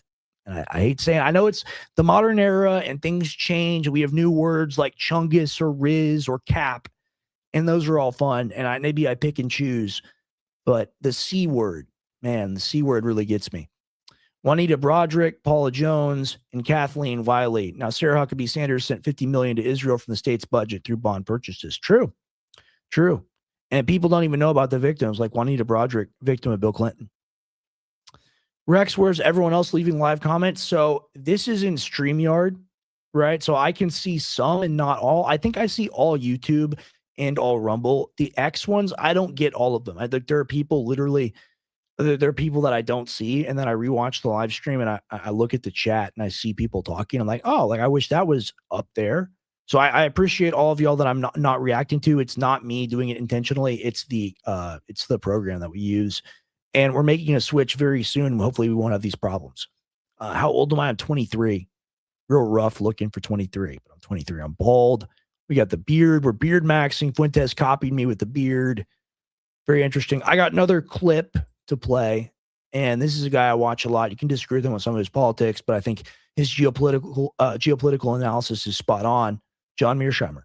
Before I do that, I just want to say one thing about why a general conflagration is such an opportunity for ethnic cleansing. You want to remember the Israelis have done two massive ethnic cleansing. One was in 1948 and the other was in 1967. And both of those cleansings took place in the context of major wars, the Israeli War of Independence in 1948 and the Six-Day War in 1967. And that's when the Israelis cleansed. And the idea is if you get a general conflagration, the United States and everybody else will be focusing on Iran versus the United States, and it'll be a situation where the Israelis can cleanse. So I think that's a very important reason for wanting to do this. Before I do that, I just want to say, wow. So, I mean, just awareness of the situation and what's actually been going on in the region. It's very simple. You can watch this clip and understand how long this has been going on for. But then you got people that have been alive for 70 years that are politically illiterate. I really like him. He goes on Dialogue Works. He goes on Judge Napolitano sometimes. This was just funny. I thought this was funny, and I just wanted to play it on stream because I enjoyed it so much. I'm glad that 5 gallons of water, like probably 50, were boiled to make this. This is what the internet is for. It's hard being unemployed. You just sent out 300 job applications, but you just realized you've been applying with this as profile pic. You're cooked, because while you thought you were applying to positions in tech, you were really just showing HR departments how tuned in you were to indigenous Zelensky, protecting his planet from colonial imperialist Putin. Out of the 300 companies. I mean, that's just awesome. And you got Zelensky as the Na'vi from Avatar. I'll turn it down. I know that was probably a little too loud. And then you got Putin as the guys invading. I mean, that's just, look, the world is ending and there's a lot of crises, but this is really funny stuff. It's an ad. 300 companies, only one replied, and it's the only non-tech company in the list. Pakistani Yacht Club wants you to be a deck cleaner on their fleet of 50-feet yachts in Dubai. The message they sent you back was, nice profile pic. Can you start tomorrow? Of course you can. You'll take anything at this point. You're planning something big. Get your I'm planning something big to get childrenofcon.com. Like, I might buy one of these because it just cracked me up. That's what I want to see. And like going forward, like I'm going to do supplement talk on this channel, or just in general, I'm going to do live streams where we just talk about mechanism of action and pharmacology and other things that are just interesting, science about the human body. And that really was like my passion. And getting back into the news, I've kind of got sucked into the news again, but I need to get back to reading my books. I need to get back to delivering that to you guys. because like there's some fun stuff I want to do with ads. There's some fun stuff I want to do with promotions and whatnot. Like that's gold. And I thought it was great. I just wanted to share it with y'all. Sorry, it's just a shit post. I know, but I thought it was funny. I thought it was great. We got a clip of Maduro. President Maduro, they will go after the Arabs and all the Muslim people.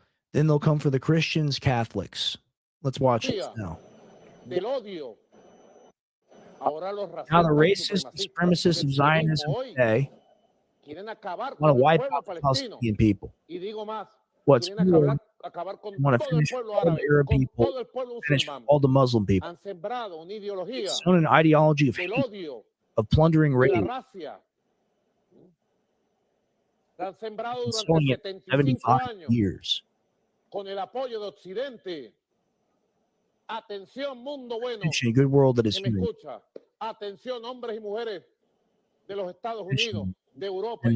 World. It's an ideology of Nazism. Palestinian people, plundering race, discrimination, atomic bomb. Next will be against all Arab peoples, Muslim peoples, and they'll come for Christians and Catholics. Sounds like Fuentes. Let's stop the genocide in time. It sounds like Nick Fuentes to me, but we got to go take this guy out. Very, very interesting. And, talking like that, it's hazardous for your health, especially if you're a world leader, especially if you're one that looks like Saddam Hussein, who might just come grab you. And people will defend it and say that it's great. So it is what it is, I guess. Let's see what I got next. I got a few things for you guys. And I saw this. I read the description of apparently it was like the Colombian soldier or whatever, one of the guys that was defending Maduro. And apparently it was a report from him, but you never know. It's kind of just like the Tyler Robinson email where it's like, is this real? Did this come from a computer? Did this come from an agent? Like, what is this, right? But he's like, people collapsed to the ground, started bleeding from their nose and eyes, started vomiting. Pentagon bought and used Havana syndrome weapon. The device allegedly produces pulsed radio waves, a potential cause of anomalous health episodes. U.S. officials paid 8 figures via an undercover operation via the weapon, CNN sources claim. So maybe it's bullshit. Maybe it's not real. I mean, we got stuff way worse than this for sure, but it's just accelerationism. Very interesting. Maybe this is just something they're putting out as a story, but maybe that story that I read when I was with Tim when we were doing the show was legit. Maybe they did actually deploy something like this in the field. And an operation like this, and I think part of the reason why we're doing operations like the one in Venezuela is we want to be able to test our capabilities in order to deploy these things in new theaters of war. And a big advantage the Russians have gotten is through fighting the Ukrainians, they're a trained military that's been fighting a World War II scale war for years and years and years now. So we have experience in the desert, but if we're gearing up to fight China, if we're gearing up to do these things around the water, around the islands, it would make sense that we test our new weapons in the field and make sure our guys can use them before we do those operations. And I'm not in support of those operations. I'm just giving the breakdown of why we might do that. So it makes sense to me, why that's happened. I don't like it, but it's made sense. This was an interesting one. Since President Trump met with Mamdani in the Oval Office in November, the two have begun texting back and forth.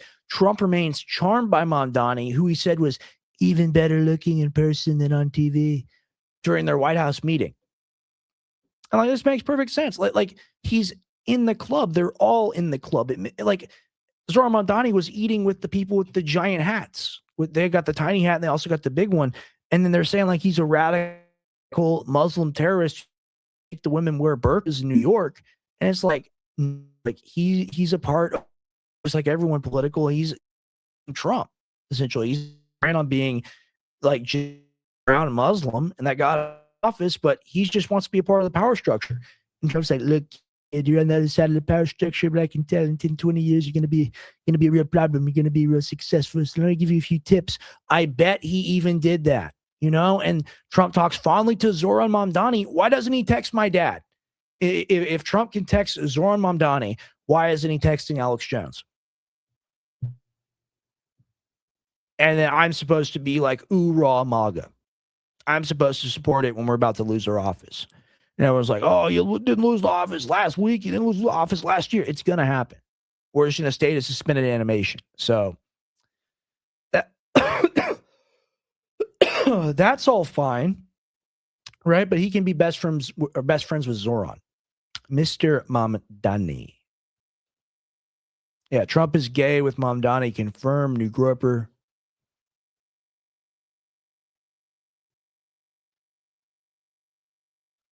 Very funny. We'll just let that sit there for a second. Take a sip of water here. Thank y'all all for being here with me tonight, especially if you stuck with me through the moments where the mic wasn't working when I had myself muted, because y'all told me to mute myself. It's been a good stream, and it's going to continue for a little bit. Rupert in studio. Mamdani. Very interesting. Getting back to the Iran topic, Barry Weiss's CBS News falsely reported that as many as 20,000 people were killed in Iran during the recent anti-government protests. Do you realize how many people 20,000 is? You just like make something like that up. And it's like, oh, I put this in my drafts. I didn't tweet it out, but I'm like, so these people can say things like this. They don't get sued. My dad says one thing didn't happen, and then he owes people billions of dollars. And just make it make sense. Like we don't. And this is getting back to everything. I felt a little disjointed this stream because I've been trying to find my point. And last show, the point was becoming civically aware and using the Constitution in a way where we can protect ourselves against the government. This stream is just, I should have titled it, it's beyond anything. It's beyond anything. It's a 2-tiered, 12-tiered, 1,000-tiered justice system where they decide where they fit in and they decide where you fit in. And that's that. And that's all there is forever. Like this woman, she gets like due dissidence numbers, and they get great numbers, but like good numbers relatively. They got like 100K on YouTube. She gets paid it was like 100 million. They bought the free press for, maybe more money. Barry Weiss's CBS News falsely reported that as many as 20,000 people were killed in Iran. At most, 2,000 people have been killed. That's from AF Post, and the mother article for this, it's somewhere else, but this is legitimate. This is a legitimate article. So double standard there always makes me mad, but it is what it is. And then here's the thing. People will attack InfoWars or attack my father or attack me like viciously all the time. And they'll do it, but they don't attack the cable news people. They don't attack the new media people that are bad like this, like the Free Press, like the new version of CBS. They don't attack the Tim Pool or the Crowder. They attack us. It's just like these are not the same things. These are not the same things. And you would think that there'd be people demanding that there be some accountability for the lies of the mainstream media, but it's not there. It's just like Trump says, as long as I'm on Twitter, it's okay. As long as you're not affected, it's okay. But we get banned off everywhere. We lose 2.8 billion views. We lose 2.3 million subs. I mean, losing 2.3 million subs in 2018. Imagine where InfoWars would be now. It would be like a 12 million subscriber channel if it was still on YouTube. Like I think my dad has like close to like 4 or 6 on X alone, something like that. But see, we didn't get to compete in the marketplace because we were too good and they artificially took us out. And then they have to sell you some like fat Jewish lady who lies about casualty numbers in Iran. And then she's allowed to exist and actually not even be sued. She's given money to operate at a loss because they control her. And then people look at us and how punished we are and say that we're the control ones. It blows my mind. Really does. Glenn Greenwald, Trump's former CIA director and largest newspapers of the Israeli media, can state explicitly and clearly that Mossad is all over the protests in Iran, and yet people will still deny it and say only a conspiracy theorist could believe such a crazy tale. Mike Pompeo, deep state monster. The Iranian regime is in trouble. Bringing in mercenaries is its last best hope. Riots in dozens of cities, and the Basaj under siege. Marshed, Tehran, Zahedan, next stop, Balakistan. 47 years of this regime. POTUS 47. Coincidence? See, they're doing I tried to highlight it. They're doing numerology They're doing numerology, and he's adding real Donald Trump, and he's doing numerology, and he's trying to, well, it's 47. Maybe it is auspicious. Maybe God wants me to bomb them. Maybe that's what it is. That's what it is, Mike? Is that what the 47 means? And it's not like the 6-7, like the kids say. It's a 47, so it's different. Oh, yes, Mr. President. It's very, it's a fateful day. It's a fateful time. It's a fateful administration. And it was one of them. I forget who it was. Maybe it was Keith Kellogg, the former Ukraine czar who Trump kept in power for a long time. I think he's out now. And he was talking. I wish I had this clip, but now that I'm saying it, I'll remember it. I'll find it. He was talking to Trump about Zelensky. Follow me there. Talking to Trump about talking to Zelensky. And he says, well, sir, he's a lot like you. He's bold. He's audacious. He knows his people, what he wants to get done. He's a lot like you, sir. He's a lot like you. And you would think that Trump's like, no, you're bullshitting me, fam. You're out. You're fired. But no, he's like, no, this is great. It's awesome. He's just like me. Maybe I overreacted at the White House. It's like, sir, they are raping the country. They're in the middle of plundering and raping our country to fund these operations. And not only are you not aware of it, one of the lead henchmen in charge of the operation, you're so Elmer Fuddish, so stupid, so willing to believe, so sold out or bought out or sold off. You're like, oh, he's a good guy. He's okay. And it's like, man, we gave them $300 billion and we're still at war. And you shoot him out in the White House. You did nothing to him. The American people want that. They want Fauci in jail. They want Zelensky punished. They want Bill Gates punished. They want Jeff Bezos punished. All these people. What do we get? Bupkis. Happy New Year to every Iranian in the streets, also to every Mossad agent walking beside them. Isn't that nice? Isn't that nice? So we're instigating, or they're instigating. I say we because I view us as a conglomerate. They're really our 31st or 51st state, and they're really like at the Capitol in the Hunger Games. They're the ones that control everything. So, I mean, they're in the street making the thing go down. Like their presence is making it happen. The Starlink is brought in by these people, and they brag about it. They're open about it. And then you're supposed to view this as legitimate. You're supposed to look at an image of a French woman taking off a hijab in Paris. And then the tweet caption says, this is happening in Iran right now. And it has 4 million views and 1 million likes. We talked about that last stream. So that's the topic of tonight. It's beyond anything. Let's just look at the absurdity of all this stuff I have pulled up for y'all. Former CIA. Okay, I already have this one. Already went to that one. Oh, this was bizarre. Okay, y'all are going to LOL at this. I don't know if this is real or AI. I have to make the disclaimer.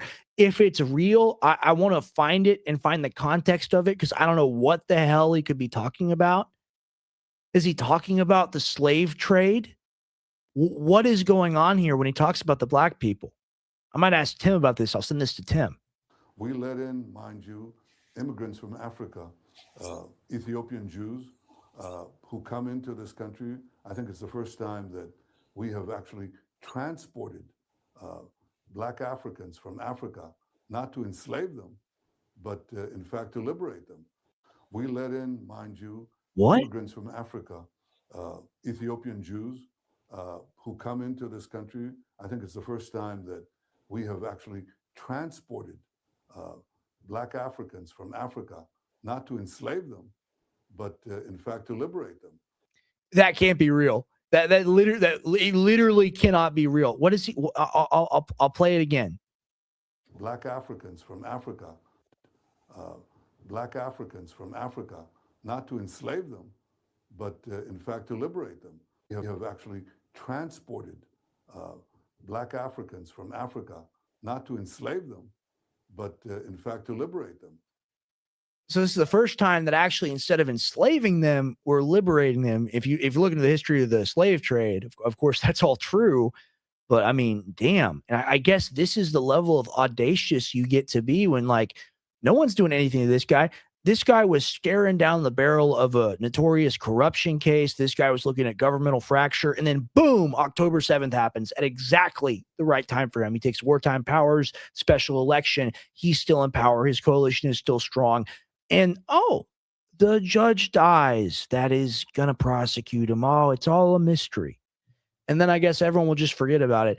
And then he gets to crash out. I mean, people say Trump crashes out. Let's watch it again. That we have actually transported black Africans from Africa, not to enslave them, but in fact to liberate them. Wow. Wow, wow, wow, guys. Another thing, just in, Witkoff had a secret meeting with Reza Pahlavi to discuss Iran. And of course, this is the guy, the Squidward. This is the Squidward. This is the son of the former Shah. This is the man they want to run Iran, even if they say they don't. This is the guy they really want. They're talking about the monarchy. They're talking about him. This is what the movement internationally is about. And I think I have the PBD clip, because the thing you got to keep in mind, and like, here's the thing about the show. I have fun on the show. I'm being real on the show, and I'll be real on the show at the expense of opportunity, right? Like I diss Tim Pool. I call him Tim Fool. I do all of that. I have fun with it because it's fun, and I like doing it, all right? I'm not going to stop doing it because someone is like, oh, it's me. You can't go on Timcast. Oh, whatever. I think he profits off the culture war stuff. I think he laughs at his audience. I think he's a chud. The same is true for PBD, except PBD is more elite in the sense of he's very rich. He's insanely rich with what he's done with the insurance companies and all of it. And you can look at the ethics of all of that, you name it. But his show is very successful. And of course, he's an Iranian abroad who left. I think he was in Iran for about a decade after the mullah took power. And then his family left and came to America. And of course, he wants the guy to return. Of course, he wants the guy to run the country. He will then get to be an aristocrat, and it's the building of a new nobility. So, and it's just like these people, they sell you so hard on things that are so good for them and ultimately don't matter and hurt you. Like, why do you need PBD? And I'll just go ahead and get it up. Why do you need PBD to get you emotionally invested? Okay, emotionally invested in a guy that wants to take over and reinstitute a monarchy that fell 50 years ago at a place that your family has no history there, it has no impact on your wallet or the economy here. It's just something we have to do because they cover the women up and they throw the people off buildings, the gay people or whatever. We have to, like Anomaly said, we have to make them San Francisco. So I think this is it. It should be in this Due Dissidence show. We can just react to this. We can have fun with this. They're talking about Reza. So let's go ahead and watch this. And this is my favorite show. I'm going to be on with them Thursday. I'll be on with them at 11 a.m. It's the normal Alex Jones show start time. So it's easy to remember. Find me there at Due Dissidence on Thursday. People through that kind of trickery. Yeah. All right, we got one more Iran story that I want to do because this has been getting a lot of attention. Deposed Shah's son seeks center stage amid Iran protests. As mass protests have swept Iran, some Iranians have called for an unexpected figure to take center stage. Reza Pahlavi, scion of the Pahlavi monarchs who ruled Iran before their ouster 47 years ago. Exaggerated is Mr. Pahlavi. Analysis say it is difficult to assess how many Iranians on the ground seriously hope Mr. Pahlavi will return as future leader because of both the government-imposed internet blackout and his own polarizing reputation. His critics oppose him of exaggerating his support within the country and say that they face frequent harassment and threats from his supporters. Last Thursday, many activist groups and dissidents, including Mr. Pahlavi, called for mass protests. Huge crowds have taken to the streets of large metropolises and marginalized rural provinces alike. I want to find the clip because I think they react to the clip. Sorry to disrespect Keaton and Russell's show, but this is what I'm hunting for. Okay. David, this was a month after October 7th in 20. Patrick Henningsen, that I want him for the show as a guest. I really want to make that happen. Phenomenal guy. You should follow him on Twitter. 23. Here he is. Whether or not I'm going to take my family back there. Because in a way you are thinking whether or not you can take your family back there. We would all like to be able to go back home and be able to live there if possible. And I see in a realistic sense that we can keep flowing and going back and forth. We don't have to be pinned in one place. We cannot divest because honestly, my life has been for the past 40 years here in America. My children live here. My friends live here. Everybody that I know is here. So if it's almost unfair to them. If I was to go back, what do I go back to? Well, so then about that. Why is he putting himself up as the leader if he's like, what would I go back to? Well, that was a couple years ago. So now this is what they're up to. And that interview was right after October 7th. which, the goal for Israel, big picture, has been regime change in Iran all along, back to well before October 7th. That's what makes the events of October 7th especially suspicious when you contemplate the Israelis' foreknowledge of the planning of that event a year in advance. And now here they are going for it, Anybody who thought, I don't know if you had to say, well, take a brief pause here. When the 12-day war ended last June, you had a lot of MAGA people who were like, attracted to Trump as an anti-war figure who kind of held their breath for a while because it looked like he was going to, do war with Iran. They were so celebratory when that ended without regime change in Iran. And I said right then and there is the most obvious thing in the world that Israel was not done pursuing regime change in Iran. I said even by the end of the year, meaning by the end of 2025, they'll be back. And sure enough, here we are, turn of the year. Yeah, no, Israel was not done. And also, I love the idea of, they just assassinated like tons of their generals. Their president's helicopter went into the side of a mountain, and Donald Trump is a peace president because that's all he did. Right. And it's so absurd. And literally what he talks about is like, so there's the Iranian supreme leader, and he's the real head of state, and he's the theocratic ruler of Iran. And then you have a president, right? And you have a parliamentary system, you have government, and that's what the normal stuff gets run there, but the military and the actual like authoritative decisions, they're made by the supreme leader. And the president, previous to Projevskin, I believe that's how you pronounce his name. Oh, the helicopter just flies into the side of a mountain. Oh, we just kill other nuclear scientists. Oh, we just bomb them. Oh, we aid Israel in a war that Israel started against them. We do all these things. And then Americans like, Ariana Grande's got anorexia now, and she's too skinny. And that's what's really important. And then we forget about the 12-day war, so-called 12-day war, which is really just still ongoing. And then boom, we get brought back into it and we're told, oh, you got to care about it. You got to care about it. I cared about it the whole time. I still care about it. Why won't y'all stop doing it? And it's like, well, we're not really at war. We just got the guys on the ground, the CIA, Mossad. We got them in there. They're helping the people out. And it's like, well, so it means those people aren't making a completely organic decision then, does it? Those people are making a decision impacted by us and our actions in the region, wouldn't it?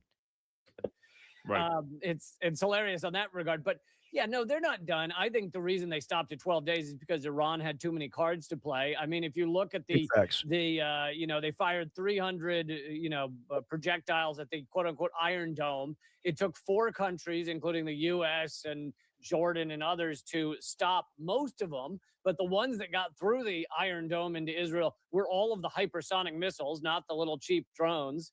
And so Iran proved that with the real missiles, they could hit Tel Aviv rather easily.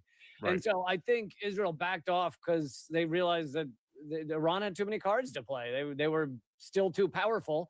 And so now Israel's going back to we're going to try and just set as many buildings on fire as we can and tell the people to rise up. Yes, indeed. So here's Patrick Bet-David now on Fox News 2 days ago saying the world is a safer place if the current Iranian regime falls. People have been wanting to get away from the Islamic Revolutionary Guard for 47 years. For 47 years, the number one candidate that everybody would talk about that could pull this off is the son of Mohammad Reza Shah Pahlavi, which his name is Reza Pahlavi. Everybody wants him to go back and do it. He's supposed. Everybody wants him. So this guy that's lived in America most of his life, he knows what everybody in Iran wants and everyone in the world wants. Everyone in the world wants a monarchy to be reestablished at the behest of Israel and the American government. Interesting, because everybody includes me, right? Like when you say everybody, you say everybody in the world. When you make that argument, I don't agree with it. But this is the boomer bait propaganda. Supposed to be the savior. The only difference between the last 47 years and today is there's a guy at the White House that they fear in Iran. When I mean fear, they know his threats are not regular threats. There are certain people you fight when he tells you, if you say something, I'm going to hit you. And you're like, no, this guy's full of it. If you say something, I'm going to hit you. What kind of punk shit is that? What kind of bitch ass shit is that? Oh, if you say something, I'm so mad and I can't control my emotions, I'm going to lash out and hit you. That's who we are as a country, actually. Now that I think about it. And that's what we do at war. So, of course, PVD is in favor of it. And even in his positive analogy, he uses the analogy of a bully. And he's like, oh, no, that just means strong president, strong military. You'll know what you're talking about. And it's like, no. Like, that's not a reason for violence. Someone saying that you're too proud isn't a reason to bomb them. I think that's very basic. Oh, someone said that Trump is too proud. Now we have to do regime change and implement a monarchy. When President Trump tells you he's going to do something, he does it. Iranians remember when he took out Qasem Soleimani, and they realized this is not a regular guy to play around with. But here's what I will tell you. He's on Emotions are very high right now, very, very high right now. And people around the world who are Iranians that want to go back and see their country, all of us remember the history of Mohammad Reza Shah Pahlavi, how amazing of a job he did. He gets criticized a lot. But to us Iranians who came from there, I was born during that time, and my family stayed in Iran for 11 more years. So I lived in Iran under Khomeini for 11 years. But here's what's happening that media is not talking about. We're hearing reporting about 200 people. Why would Khamenei and Pezeshkian turn off the internet for 3 days? The numbers I'm getting is 2,000, 4,000. Doctors, hospitals sending reports saying these numbers are higher than it is. And there's a couple things going on, but I'll pause here. There may be a follow-up question from you guys. Well, one of the things I think is kind of interesting, and I'd be interested if you have noticed this, I feel like many of the outlets, mainstream media outlets, seem to be See, when you got a big head, and I got a big head too. This guy right here, he's got a massive cranium. When you got a big head, you got to do a lot of shrugs and overhead pressing, and you got to build out your shoulder girdle. It's called your yoke, actually. Your traps, your delts, your upper back. He has not done that. He's quite a large head. ignoring this story. Do you see that? And if they are, why are they ignoring the story? It is a complete blackout on the Iranian, well, politically it goes against what they're doing and what they're standing for. But the reality of it is, he's saying there are thousands that have been killed, not hundreds. To reports that are coming from there. Here's what they're not talking about. This may be the most important thing. They're burning down mosques. Why are you burning down mosques? You see a lot of people holding out signs saying, I'm Persian, but I'm not an Islamist. You hear all these candidates about, hey, I'm going to be able to save Iran. I'm going to be able to do this. And the media not wanting to cover something like this. The most important thing right now is the courageous Iranian people who are on the streets going and doing their part. If we do it right, the combination, remember, sometimes you got to realize God is sometimes does certain things in its own magical way. This is the 47th year of the Islamic revolution that happened under Khomeini. And this is the 47th president. See, they're doing the numerology thing again. You notice how we went to, I forget which deep state creature it was. I think it was Brennan. It could have been another one. I don't want to slander Brennan. Of course, there's plenty to legitimately criticize him on. Mike Pompeo, excuse me, the old chief of staff in the first Trump White House that everyone hated, and who was also involved with Victoria Nuland and the destabilization of Ukraine. He said the same exact thing. It's 47 years, it's 47 years of Iran, 47th president. You got to take him out. It's numerology. I mean, maybe this is why Trump is Q posting. And I genuinely believe there's a propaganda program deliberately targeted at the president. And a lot of it is done through Fox News. Like, they're doing this during the morning because Trump watches Fox and Friends. That's why it's done in the morning. They know Trump is going to watch this. He makes up his mind by watching Fox and Friends.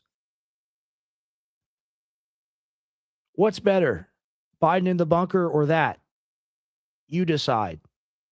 And it's like, oh, Biden evil, COVID shot. Trump loves the COVID shot. Trump got the COVID shot. Trump still pushes it on people. What are you talking about? Are you smoking filtered crack? Because I'd like some if you haven't. I'd like some pure hopium.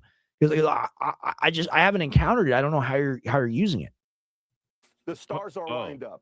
If God is watching over us, this may be the first year in 47 years that Iran could be free with a big help by the president of the United States of America, which is President Donald J. Trump. That's a great theory, that this is divine. Trump should wear a Kill 'Em All Metallica shirt. And will, because it's the 47th year of the Islamic Republic, and Trump is the 47th. I hadn't thought of that. Look, you can't argue with that. It's just too accurate. I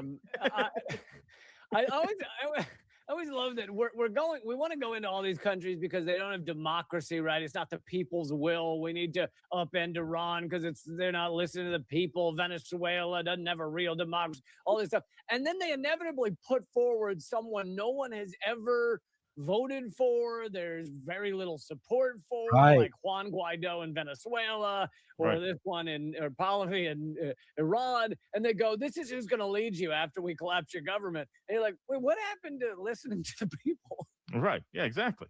Exactly. Well, here is Pahlavi agitating for violent uprising here. CIA Mossad asset Reza Pahlavi urged rioters in Iran to move beyond street terrorism and begin seizing city centers. From his home in Maryland, he openly called for a violent takeover, marking an escalation in his efforts to overthrow Iranian government. I'll lower the volume because I have to read the subtitles here. But he says, our goal is no longer to merely take to the streets. The goal is to prepare to seize city centers and hold them. To achieve this goal, move toward the more central parts of the cities via as many different routes as possible. All right, so he was asked about his agitating for this chaos on CBS. Here it is. Urging people to protest and go to the streets. I'm really surprised this segment aired on Barry Weiss's CBS. I guess yeah, you have to give him one every once in a while. But as you are urging people to protest and go to the streets, the death toll is rising in Iran. This violent crackdown continues just as it has in past attempted revolutions. I mean, is it responsible to be sending citizens in Iran to their deaths? Do you bear some responsibility? As I said, this is a war, and war has casualties. In fact, in order to preserve and protect and minimize the death toll, minimize innocent victims yet again be killed by this regime, action is needed. The regime is going to try and brutalize its citizenry as it has always done. But we are in a fight for liberation. I didn't ask the people to come to the streets to fight against the regime because I wanted so.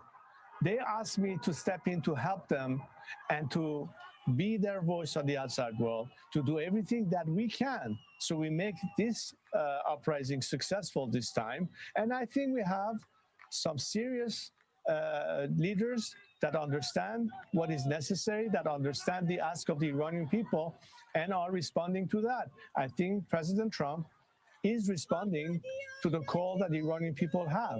The Iranian people have heard his words. They are naming streets after him in Iran. There's a difference. They know he's no Barack Obama or Joe Biden. And that's why they do have a higher expectation. And we'll see what happens. And as you say, I think the president has a decision to make fairly soon. We're doing what we need to do regardless of whether help will come or not. I'm just stating that the best way to ensure that there will be less people killed in Iran is to intervene sooner so this regime finally collapses and puts an end to all the... So I can be in charge. The regime must fall. It really is the best thing, for me. I mean, the country, it is the best number one thing to happen. I mean, here's the thing. I'm sure there's more to the clip. I'm done with it tonight. I like to track trends, and I want to keep a consistent theme of being focused on this guy. I mean, I talked about this, I think, the first show I did with Harrison when I made the X account, and we were talking about Reza Pahlavi way back when. And this is like August of last year. And I'm like, look, this guy's going to be the dude they set up. And he's like, oh, who is this guy? I don't know who this guy is. I'm like, this is Reza Pahlavi. He's the son of the Shah. They want to implement a monarchy. They want him back. Here's a photo of him with Boris Johnson. Here's a photo with him with Netanyahu. Here's a photo of him at the Wailing Wall in Israel. So it's good to know what's happening in the future. And who knows if it'll be successful or not. They're trying to put this guy in power. So that's a very interesting thing coming up in the future, perhaps, that we should keep an eye on. I wanted to get to this. I wanted to talk about methylene blue with you guys. I wanted to give a breakdown. I'm feeling a little tired tonight. We've been live for about 2 hours and 10 minutes here. I want to recommend this Nootropics expert article just from an education perspective, because I know a lot of people are like, what is it? I sell it. My dad sells it. If you want to find out what it is, I'm not even selling it or telling you. I won't even do a plug tonight.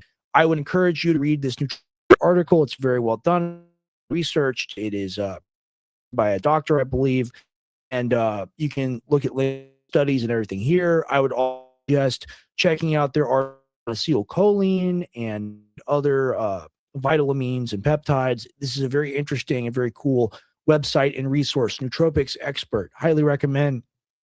No affiliation. Phenomenal YouTube channel as well. I think I'm going to save this for tomorrow's stream. But with that being said, thank you guys for joining tonight. Thank you for being a part of Rex X Gray Area 4. Keep in mind, this is a daily show I'll be doing. We're doing full Gray Area shows on Thursday and on Sunday, and that's a 3 to 4 hour show. There's a ton of meat on that bone. It's me, it's Tim, it's deep dives, it's guests, it's call in. And I'll be doing call in on solo days too. So it's always something going on. It's always something happening. Even on a day like today, I'm showing you what I'm interested in. I'm showing you the trends that I'm following. I'm speaking my mind on them. And if y'all find it interesting, and if y'all are watching on X, I would ask that you subscribe on the YouTube channel and on the Rumble channel. It's Gray Area Talks on both counts. My videos will be there. You'll always be able to find them. You'll be able to comment underneath. I read the comments. We take viewer ideas, viewer questions, viewer segments. We've done it all. And we wouldn't be where we're at today with the Gray Area and where the show, were it not for Honey Badger, were it not for New Groiper, were it not for Nimrod Pod, were it not for many, many others, right? And these are people that have helped us by giving us information, giving us calls. We had no one calling in. These are people that are brave enough to do it. It means a lot. So I just want to say thank you again to the audience. And even if we just have one new person listening today, thank you for taking the time out of your day to enjoy Rex X Gray Area. I hope it wasn't too bad. Hopefully you joined before or after the audio issues were solved. So thank you all for being here with me tonight. Really is a blessing and a treat to be able to do the show for you guys. So I really do appreciate it. Thank you. God bless and good night. Oh, wait, I was going to read this one from Smeagol fan. Rex needs to get that V for Vendetta mask on while covering the uprisings like he did when he did his first report on air for the Alex Jones Show, 2009, 2010. Wow. Oh, thinking about that 17 years ago? Or no, that can't be right. Damn, I think it is right. 17 years ago? That is crazy. That's nuts. That's out of this world, man. Good grief. I didn't even think about it like that. That's wow. Wow. That's incredible. Yeah, we'll repost the Terrorism 101. Wow. Yeah, but not a long time, guys. And that's why it really sucks having the InfoWars YouTube get deleted and censored. And that's why I'll always be extra salty about that. I mean, I had dozens and dozens, almost 100 videos all gone, just like everyone else's. So I'm not the only one that's part of that. Other people like McBreen, like McAdoo, like even Paul Joseph Watson and others, they all lost a lot of video media that was really badass. So thank you for remembering that. Thank you for being an OG. And that means the world to me. I'm going to go ahead and end the stream now. 17-year listener. Wow, man. That's incredible. Started listening in 2009. Well, thanks, man. You have to see me grow up. That's pretty crazy thinking about it like that. All right. Shout out to you, Smeagol fan. Shout out to you, Moshmiri. Shout out to you, Haifa Central. Thank you. You thought it was a good show? I hope so. I appreciate it. All right. I love you guys. Good luck. God bless. Good night.